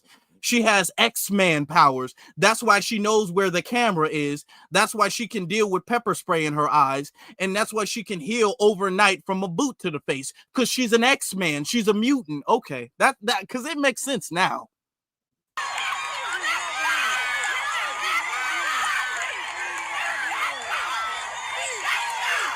She's brave and well-spoken for sure. And the reason why it's hundreds of people out there is because her work impacts that many people. Her work is seen and valued by that many people. Regardless of what a lot of y'all say on the internet, how a lot of y'all who be bitching on the internet, who only got energy for criticizing folks that's doing work, but never putting in work, y'all will never be able to deny the impact of somebody, what they doing in real life. I'm glad she's free. I'm glad she's free. The reason why she said that she would be okay, but our kids wasn't, because she knew she probably was gonna get out. But our kids, man. Yeah, because when cops really arrest somebody, they don't like to let you out. She knew she was gonna get out. That's why, yeah, I know I'm gonna be okay. Yeah, because you getting paid. Because all of this is staged. The handcuffs were probably plastic anyway. The cops were probably people in uniform. Oh, come on now, we're gonna take you to jail. You criminal, you troublemaker. They were probably doing all that. Oh, move out the way. Police work going on. You know how people do when they watch a bunch of cop TV shows. Oh, the police are here. Okay, you guys respect my enforcement. Hold on, fellow law enforcement over here. You are going to jail, you troublemaker criminal, for disrupting police authority. Like, okay, yeah, sure. Give him an Oscar. Come on. Oh, and Conscious Lee is always rolling with that stuff. He got plastic cuffs on. This is how you know, by the people who are co-signing, that these are agents there to really get in the way of real activism and real work. Because there are really people out there who do need somebody who are advocating for them, who are defending them, who are out there looking out for them and protecting them. And she's supposed to be out there planted by the powers that be. She's out there to deter what real activism is. That's what she's out there to do. She's out there to be all like F12 and F the police and I hate you and I hate America and I hate everything. Okay. And nothing gets done. She's not making really any good articulate demands, and she's disparaging. That's the number one thing. She's disparaging real work. She's disparaging real reparations, disparaging real police accountability, disparaging that stuff. And this is why she's chosen. All of these people are chosen. They wouldn't be given the opportunities and spaces and resources and stuff like that that they have been given if they were not chosen. And now I'm starting to see a whole bunch of tethers who are backing this up. Do you guys remember this lady? We talked about this lady years ago, almost when I first started YouTube, okay? Years ago, okay? This is, social relationship to the do you guys remember her? I want to see how many people remember her. Do y'all remember this woman? She's a tether. I think her dad, one of her parents, I believe, and I think it's her mom, who's like a Caribbean, and then her dad is a Hispanic. Her dad is like some type of white Cuban person, if I'm not mistaken. I know her dad is a Hispanic something, a white Hispanic, and I think her mom is Caribbean. I know none of her parents are FBA.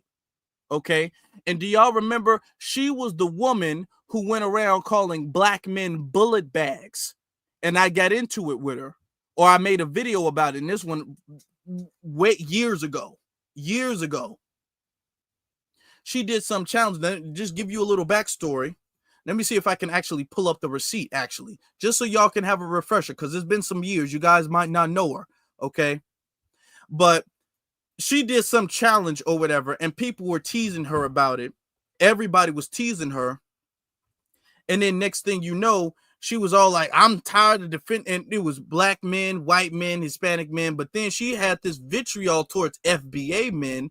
And she was like, I'm tired of y'all damn bullet bags. I'm not going to defend y'all no more and all of that stuff. And when y'all get shot by the police, don't come out here defending me, or don't come out. Remember this? Okay, here's the receipt. Hold on. Because I keep these receipts. I don't forget nothing. I don't forget a damn thing. Yeah, she was doing that. Hold on. Let me pull up the receipt. Let y'all see what we talking about, just so y'all can get a good reminder of her. And this is just a video. She was out there like really standing on it. Okay. She was standing on this for real. Hold on. Where is it? Hold on. It's not right here. Where is it? Okay. Here it is. Okay. She was out here for real standing on it. Talking about after thousands and thousands of comments from Nick sales objectifying and vilifying me. Nick, okay, all right. Talking like a little white supremacist right there. I've come to the conclusion that I no longer have the capacity to have empathy for cis straight black men. And I want y'all to understand a lot of the heterosexual attacks where y'all just attack people for being straight. A lot of that comes from the DNC and from agents as well too. So a lot of this damn vitriol and hatred for straight people, a lot of that comes from them too. So all of this, all of these cis heterosexual, okay, just notice these are things that they call plants, right? And then she says, I no longer have capacity. Good luck on your endeavors as bullet bags, okay? Let me see. I don't have the date up there when she said this years ago. This is the same Tether woman, and I was going at it with her about that. So much so her damn boyfriend started going at me because I was holding her feet to the fire. I was holding her accountable for all of that stuff she was saying. Then her boyfriend came at me on some, you better leave my girlfriend alone, leave her alone, or whatever. And he's a Tether too. Just keep that in mind. Okay. He's a damn Tether as well. So just keep that in mind. Let me see. Hold on. If I got the receipts up here. Okay. Yeah, this is what set her off while she said it. Let me show you. I'm gonna show you exactly what set her off too. Because I remember all of this. I remember all of this like it was yesterday. This is the image that set her off while people were joking. Because this was a thing. Okay. 8 years ago into as friends. This is 8 years ago. They were just friends 1 year into the relationship. So both of these are tethers. He's some type of, I don't know where he's from, but he's not FBA. He already admitted to that. And she's non-FBA. So both of these are tethers. And people were sitting up there joking, being all like, damn, man, you was in the friend zone for 8 years. Damn, dude, you was in the friend zone for 8 years. So people were making jokes about it. And then she came at, oh, you cis-het black niggas, good luck being shot by the police. And she was she made videos about it. They got taken down. I wish I could show you. She was on some damn anti-black white supremacist tirade towards black men in particular. All right. And I ain't never let nobody forget that. Anytime she pop up, I'm like, that's the bullet bag lady. That's the bullet bag lady. Just remember that. So now she's in the beef trying to defend this agent, Afeni. Just notice who is all co-signing Afeni. You don't got no real deal grassroots activists out there really co-signing Afeni. All of the people co-signing Afeni are tethers and agents. If your parasocial relationship to the discourses and the beef that happened on this fucking app haven't got shaken up before now, it should definitely be shaken up now based off what happened to Afeni.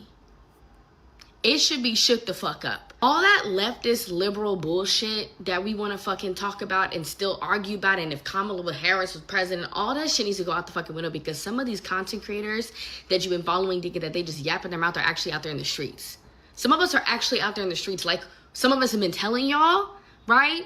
That this stuff that happens on the app, the arguments that happen on the app, whoop-de-whoop, people are out there on the streets.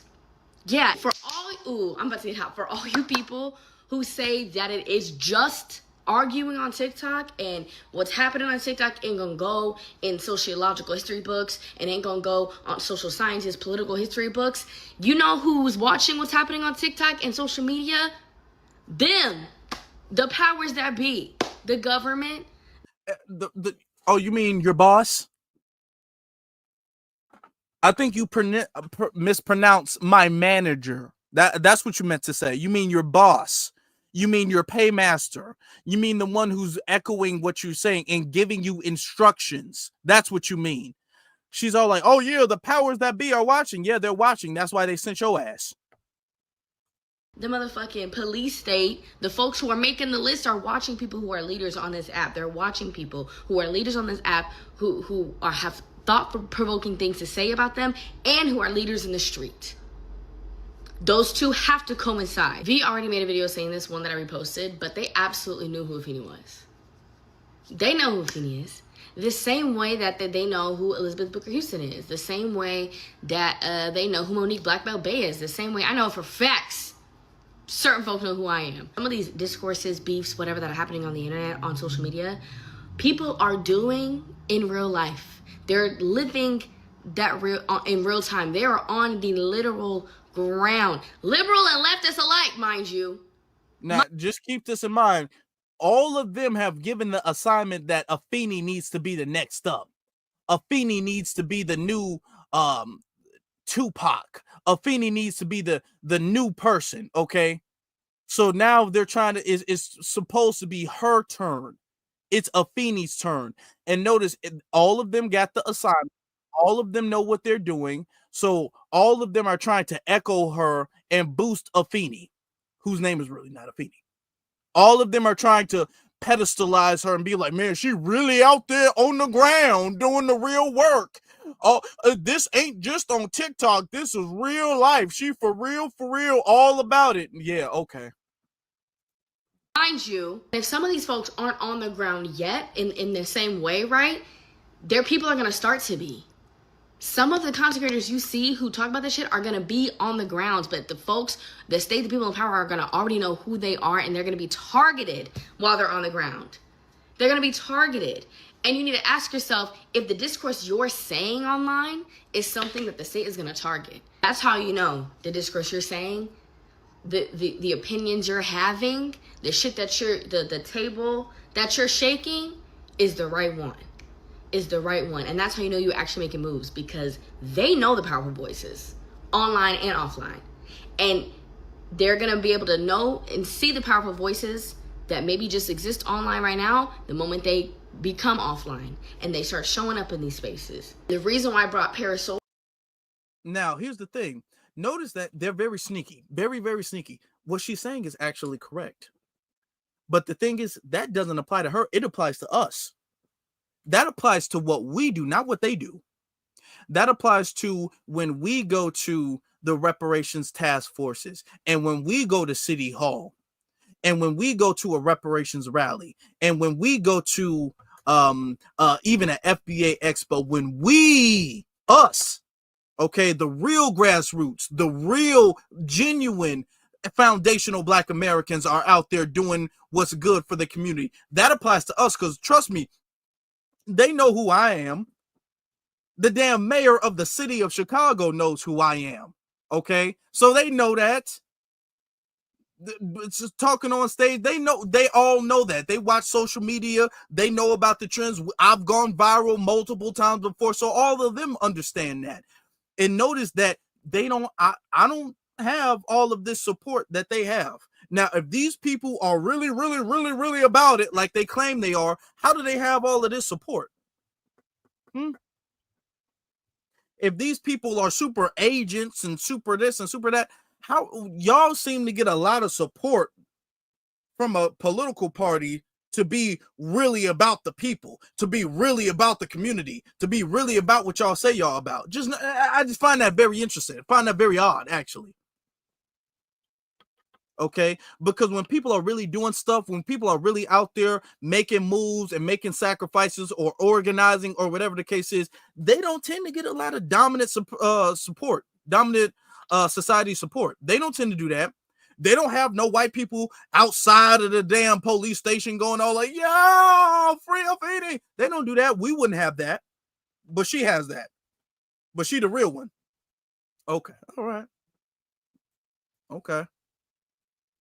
Is into it is because a lot of us feel we lack realizing the tangible nature of some of this shit, because it be staying online or be staying on an FYP, on a timeline, etc. Are we ready to show up for creators, for people who are thought leaders, thought provokers, who share the news on here? Are we ready to show up for the people who are not just provoking online, but provoking the state online. Not just having arguments of beef, but provoking power. Not just provoking online, but provoking in real life. Provoking on the ground. We've heard their thoughts. We've seen their podcasts. We've seen them with a mic. We've seen them get into beef with people or whatever, or argue around the same discourse. Are we ready to show up for them? Because the way people showed up and showed out for Afeni is exactly what we need to do every single time. And that's going to be more than a like, than a comment, than a repost, than a retweet. All of that stuff. And these are all tethers who are anti-black. A lot of them are very suspect. A lot of them got a lot of LGBT favorability or whatever the case is, because they advocate for them very oddly. It's a very odd favorability of them. And they're anti-black, they're anti-lineage, they're anti-FBA, they're anti-all of that. And yet they're co-signing each other. No, the people who co-sign you is very telling as to who you are and what you believe, because this is the person that they're co-signing. This is the person that they're saying is the next Ashada Shakur. Okay, this is their modern version Harriet Tubman. This woman right here. We're gonna play a little bit more of this. You want to say, oh, these people sold this person and this person happened here. I can't get past her outfit. Why did y'all do that? Why did y'all do me like that? I can't get past this Tether's outfit. I just can't do. Y'all have no fashion sense at all. But all right, baby. At the end of the day, when we look around and we look up and down, all of this shit only serves to edify what? Whiteness and white supremacy. So what the fuck are we actually talking about? Mr. Phillip over there at Africa Diaspora News Network, what are we actually talking about? Can we be for real? Okay? Because I guess I just tapped in to say that 1 in 3 black men in America can expect to be shot or incarcerated. And I want to play this one thing. Now, she took a shot at Phil Scott. She took a shot at Phil Scott. I don't know if Phil Scott has ever said anything about her, but she took a shot at Phil. So if she knows who Phil Scott is, she knows who everybody else is. Okay. If she knows who Phil Scott is, she knows who Vicky Dillard is, she knows who everybody else is. We pretty much all run it on the same algorithm for the most part. The FBA on code grassroots algorithm pretty much runs the same. So if you know about one or two, you know about the rest. Okay. But okay, all right. Now listen to this. And this is something that we always hear. Oh my God, we always hear. Come on now. They can expect to be shot by the police, or they can expect to be incarcerated and enslaved to make goods for corporations in this country. 1 in 3. Now, let me ask y'all something. Do you think that before the police pull the trigger, they're like, well, wait, but are you a foundational black American? Do you think that they're asking for niggas' freedom papers before they haul them down to the station and book them and process them? No. Because guess what? We are all niggas to them. They don't give a fuck if you're black Caribbean, black American. They don't care if you're black and Jamaican. They don't care. Because and the whole and that stuff, we got to stop all that. All of that. Well, when the police pull me over, they not gonna ask if I'm FBA or if I'm Jamaican or if I'm Nigerian.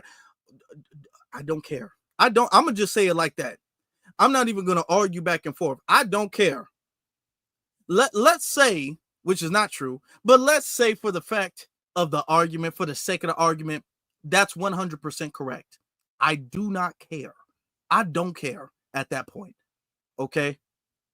Because if the only thing that you can say is that the police don't like me or you, so I should be allowed to tether onto your culture and to exploit your culture and to undermine your progress because the police also don't like me. I don't care that the police don't like you then. At that point, fine.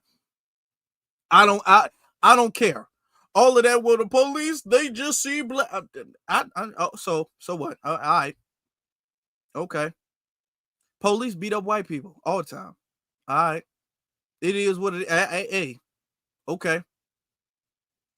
Y'all gonna just At the if that's the only, and that's the only thing they ever have, it's the only thing they ever bring up. If that's the only thing you have, and that's the only thing you can ever bring up, you have it. Take it. The police don't like us both. There you go. I don't care. So what? I hit you instantly with a so what? So what? What's that got to do with anything else? What's that got to do with my lineage? What's that got to do with reparations or a hate crime bill or nothing? Even if you want to say a hate crime bill, we the only ones advocating for a damn hate crime bill. And the cops be committing hate crimes against all of us, but y'all don't want to sit up there and protest against or on behalf of a hate crime bill. Y'all want to protest on behalf of ICE or trying to fight ICE. Y'all don't want to actually protest. Y'all use the whole police stuff. And then what's interesting is when we go out there protesting against the police, y'all be the ones being all like, well, if y'all was just obey the law, if y'all wasn't pulling over, if you would just respect the police, y'all be some of the main ones sitting up there getting in our way when we trying to get the police to be held accountable. Y'all be some of the main ones doing that. Out there forgiving the police and police ain't bad, don't beat up on them. Y'all be some of the man. No. So what? I don't care. I don't. You can miss me with that.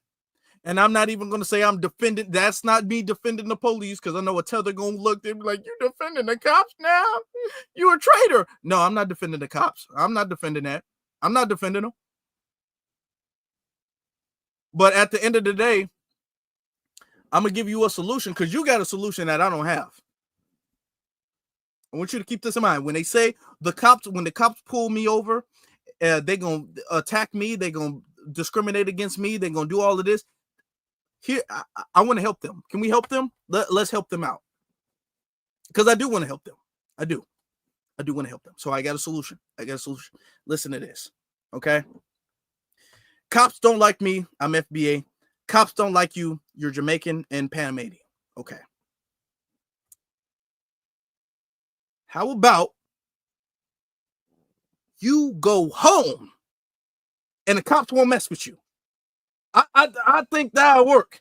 How about you leave and go home, go back to your own country, and you don't got to worry about no racist cops. Now I can't do that. I'm stuck here. I'm stuck with them. I can't do it. But if you go home, you don't see no racist cops. So you got that. I'm gonna help you go home. Actually, let me call ICE real quick. Help you get out of here. You can go home. How about that? There it is. There we go. So at least we solved that problem. We still looking out for y'all. Out of everything y'all did, we still looking out. I'm still looking out for your best interest. You don't want to get beat up by the cops. I got you. Okay, hold on. Let me go. ICE, Mr. ICE. He's right there. Don't say I never did nothing for you. Don't say I never did nothing for you. I'm calling ICE so the cops can stop beating you. And y'all don't appreciate nothing. Shame on you. 1 in 3 black men in America, no designation, can expect to be shot by the police or incarcerated. When we put it in perspective, why are we trying to separate ourselves and delineate when the system that we are fighting against is delineating shit? Who are we? Y'all are skipping some steps as far as I'm concerned. Y'all trying to get to some cultural delineation, baby. We haven't even got to the root of the goddamn problem. And the root of the problem is racialized capitalism. The root of the problem is the white supremacist system that continues to subjugate us and continues to strip our rights from us. That is the root of the fucking problem. And here's the thing.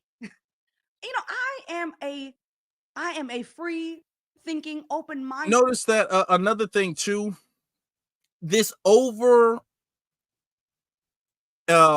obsession with quote unquote capitalism.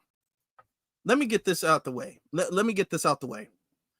Capitalism, socialism, all of that stuff don't matter. Don't matter. It don't matter. Capitalism, all of that stuff. Oh, we got to fight against capitalism. No, we don't. Capitalism is not the problem. It's not. It's never been. White supremacy is the problem. Let me repeat that. Capitalism is not our problem. White supremacy is our problem. The system of white supremacy, because the same system of white supremacy that runs that uses capitalism to exploit people is the same system of white supremacy that also uses socialism to exploit people. That's the point. It doesn't matter if it's capitalism or if it's socialism. If it's the same damn white supremacists running it, we're going to be exploited. So all of that, man, we got to fight against capitalism. No, you're trying to push this whole thing where everybody is socialism and all that stuff, which goes nowhere.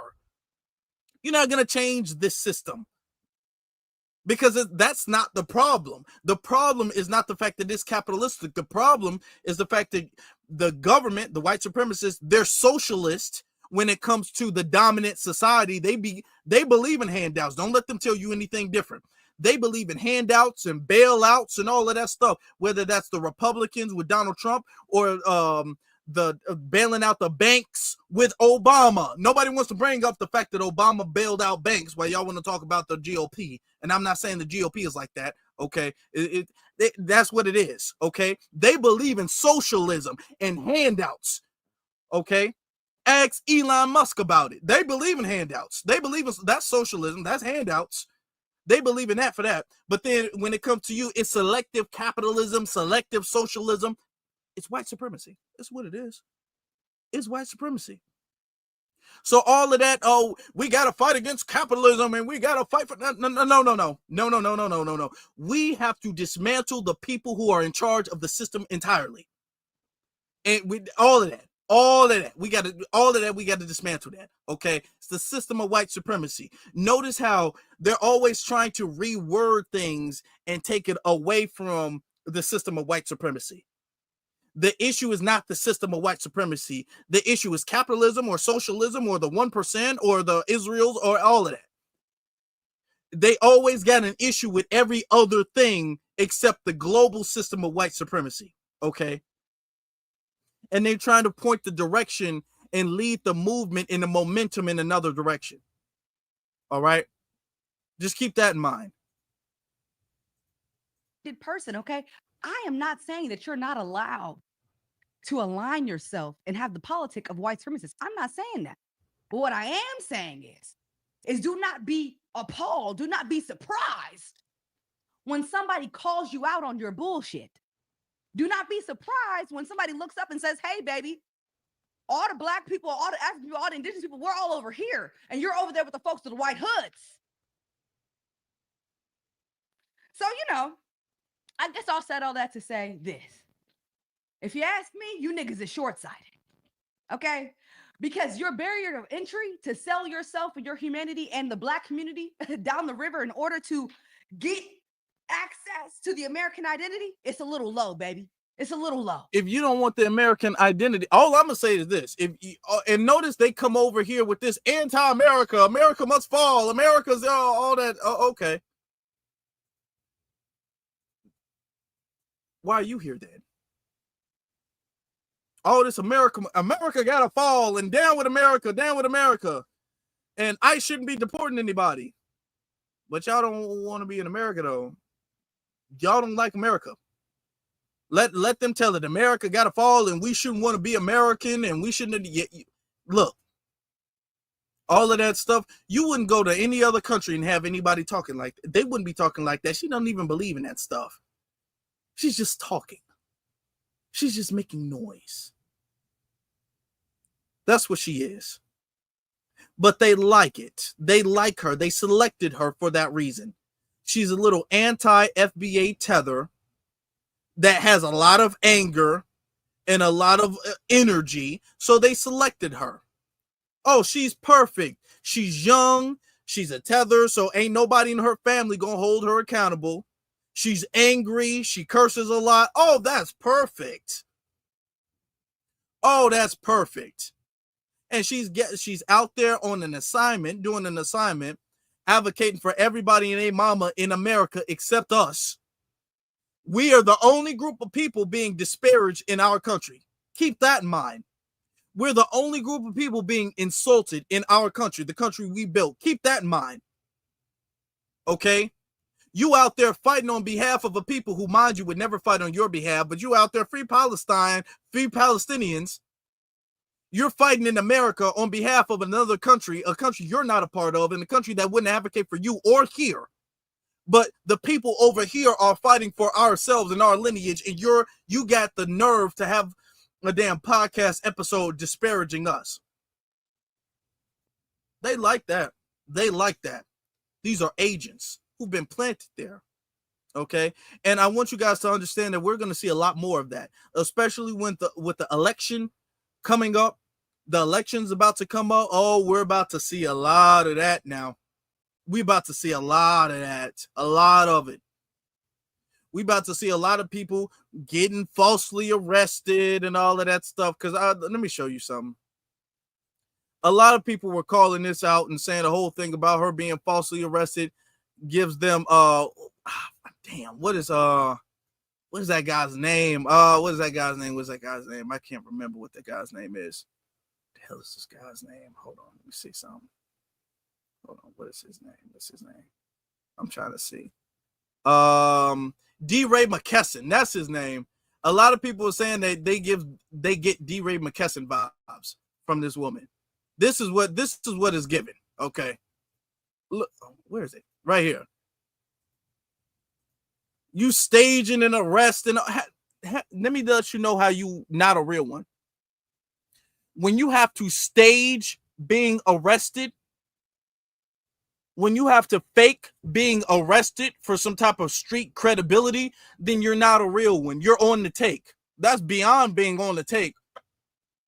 If you got the cops going along with you, that's damn near that's COINTELPRO behavior right there. Because the cops were people working with COINTELPRO, working with agents who were put in the Black Panther Party and the FBI. That was the cops doing that. And the FBI doing that. So if you got the FBI and the cops who are going along with what you got going on, that's COINTELPRO. By definition, for you to sit up there and mislead the people, being all like, I'm getting arrested, guys. Let me make this press conference real quick. Where's the microphone? Guys, I want y'all to understand that I am doing this because this is a fascist government and we will be okay, but make sure that you protect the children. Okay, all right. No. That's exactly how you know. That's COINTELPRO. That's how you know. And all of them get fake arrested on camera, coincidentally. Crazy coincidence. All of them get arrested on camera. It's just wild. Now, the real Black Panthers who are getting arrested didn't get arrested on camera and having a damn press conference as they're walking to the car, taking a very long walk to the car. They're not doing okay, all right. But they want to tell you it's real. That's how they really doing it. Okay. Cool. That's amazing. Okay. Let me get Tell Like It Is says, fanning all that musty air around, go home and bathe with tomato juice. Yeah, she was doing that when she was arrested or whatever, which claimed to be she was arrested. All of this fanning and stuff, blowing.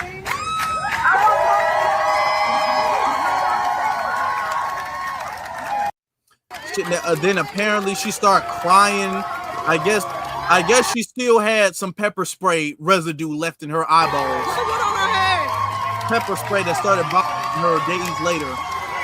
It didn't bother her when it was there, but I guess it has an after effect and it started bothering her days later. And her mascara that she had on in jail started running down and getting in her eyes. Okay. Great. You should be on Tubi with all that acting. My brother Bruce says B1 FBA all the way, brother. Thank you very much. And then come on now, stop doing that.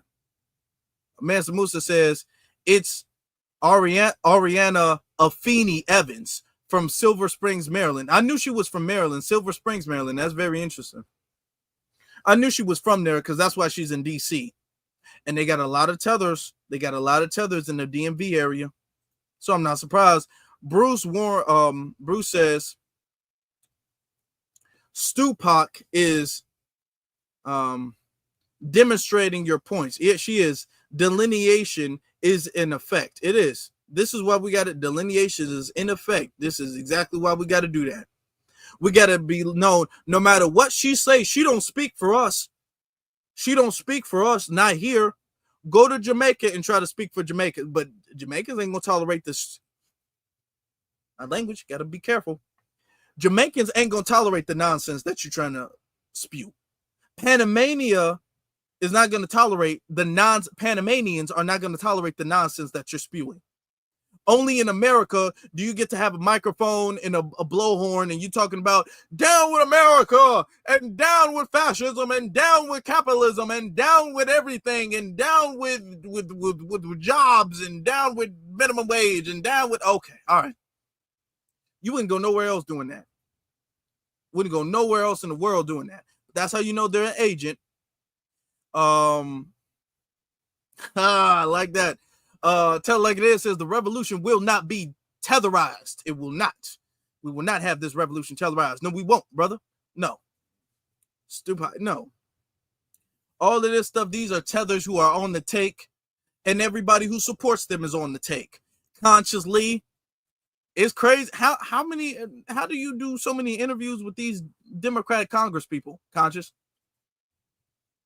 They got a lot of time for you. Okay. All right. Afeni's out there, got an army of people. Oh, wow. For a young woman who just literally blew up in the last couple of years or so. Okay. Oh, wow. Okay. Okay. I mean, she out there and like, come on. It looks so damn staged. She's following the camera, giving a damn press conference. Come on. We're not doing that. And then you got Miss Bullet Bags out there talking about, man, she a real one. We got to defend her. If everybody who co-signs you is a fraud, if everybody is an agent, if everybody is a tether, then guess what that makes you? Birds of a feather flock together. That's all I'm saying, family. That's all I'm saying, brothers and sisters. Birds of a feather flock together. And right now they all flocking. Okay. Court says, I guess I'm hold on. Court says, you cooking, brother, with these activists will not fool this generation of FBA. B1, may the ancestors continue to bless you. Thank you very much. I appreciate you, brother. Appreciate your support. Jedi says, call it out. Tether Feeney, a Fleeny, Afro. Hey, a Fleeny. I think that's a fitting name for her ass. A Fleeny. That's a pretty fitting name, I think. That's the name she deserves. And all of this is to get in the way of what we got going on here. And this is why delineation is necessary. And we're going to see a whole lot of these fake arrests and COINTELPRO stage events and stuff like that. Next thing you know, now they're getting pepper spray. You don't see the pepper spray. The pepper spray is fine. Next thing you know, you're going to have some Tubi movie effect of somebody getting beat by the police, where the police are going to be seen on 4K beating somebody with a baton. Not that badly, but they're going to beat somebody. They're going to be like, down, you troublemaking criminal. Take this nigger beater. Like, they're going to be doing that. Okay? Just understand it's going to happen. All right? Yeah, it's going to happen. And they're going to be like, I'm being attacked for fighting for the people. Get this on camera. It's going to happen. It's going to happen. Come on. It's going to happen. Oh, no. Pepper spray in my eyes, guys. Oh, my goodness. It is okay. I will be all right, guys. I want you guys to understand my eyes may not see, but my heart still bleeds for you. Cinema. Oscar. Go ahead. You want a trophy? Where's a trophy? Let me give you a trophy. Let me hand you something. Let me hand you a trophy. I don't even have it. Here's your trophy. It's a little marker. Here's your trophy. Thank you. Cinema. Okay. All right. They gonna fake being tased, all that stuff. They just gonna be out there shaking. I'm being tased. Guys, I'm being electrocuted by the police. Okay. Cinema. Just, there you go. Okay, there you go. They can be like, free Palestine. Okay. Great. Cinema. And they're going to be having a whole bunch of white liberals being all like, oh my God, no, not a feeding. No, stop it, you police officers. She's our sister. Great.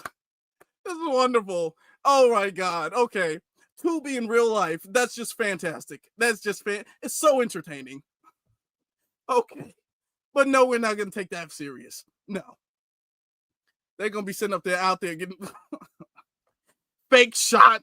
They're going to be out there getting fake shot, and there's going to be a whole bunch of ketchup all over the shirt. Oh, guys, I'm bleeding out. Do you see all this red? They're going to be wearing all white too, just like this. They're going to be wearing all white. I've been shot in the heart, but it's still pumping for the people. They could be out there having their last breath on camera, talking about how much they love the revolution. Just keep the fight. Okay. All right, cool. All right. Like I said, you just gotta look. Give them their credit, man. They acting at this point. They're acting. All right. They just need a little bit. They just need to do a little bit more. Make it a little bit more believable. Get into character a little bit more. Okay. They're gonna be like, guys, I've been shot by the pig. Okay. Come on, it's hilarious. This is funny. Oh, guys, 12 has shot me. Oh my God, the bullet of capitalism. Great. That's okay. Sure. You've been shot by 12. The bullet of capitalism burns you. Okay. All right. Lord. Okay. All right. Cool. Okay. But we're not buying it. We are not buying that. Come on now. We're not buying that. Shout out to Mission Vision saying keep up the good work. Appreciate that. Yeah, we're not buying that, family. We're not buying none of these damn agents, these activists. We're not doing that because they're going against Black Grassroots organization. You can pretend to be a damn activist in a movie set or whatever. I don't care what you do, but you're getting in my way. That's the problem. They're getting in my way. See, that's what we don't like. You're doing that and you're getting in my way. Make your Tubi movie over there, okay? But when you're coming over here and you're trying to get in my way, that's when the movie got to stop. That's when it's turn the cameras off. We got an issue, okay? Now we got a big issue. So we're just not tolerating that. When it comes to Tetherson up there trying to represent us, we're not letting that happen. We are not allowing Tethers to come out there and represent us, to criticize us. We're not allowing no, we're not allowing that at all. Afeni has really just exposed herself. She really has. And that's fine. That's good. Because a few years ago, she would have blew up and she would have been the next damn, Jesse Jackson or something like that. She would have been a plant for a long time. 10, 15 years ago, if she was out there doing that, people would be all like, oh my God, she's a real one. But now we're all like, no, we see through it. We're so much smarter now. We're so much wiser. We see straight through that. That's not working. It's not. Family, I hope that you guys hit that like button. All right. We had a real good one. We really did. I hope that you guys hit that like button. We coming back from that shadow ban, so I appreciate that.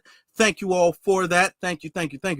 Hope y'all hit that like button. I hope y'all hit that subscribe button and have your notifications pressed. All right. Hope you did all of that. All right. And if you guys don't get the notifications, you can follow on social media for extra notifications. All right. Appreciate y'all for being with us this evening. Thank you guys for liking, subscribing, watching, all of that stuff. Thank you all. Appreciate y'all. I will see you guys soon. And be one as always, family. Y'all stay blessed.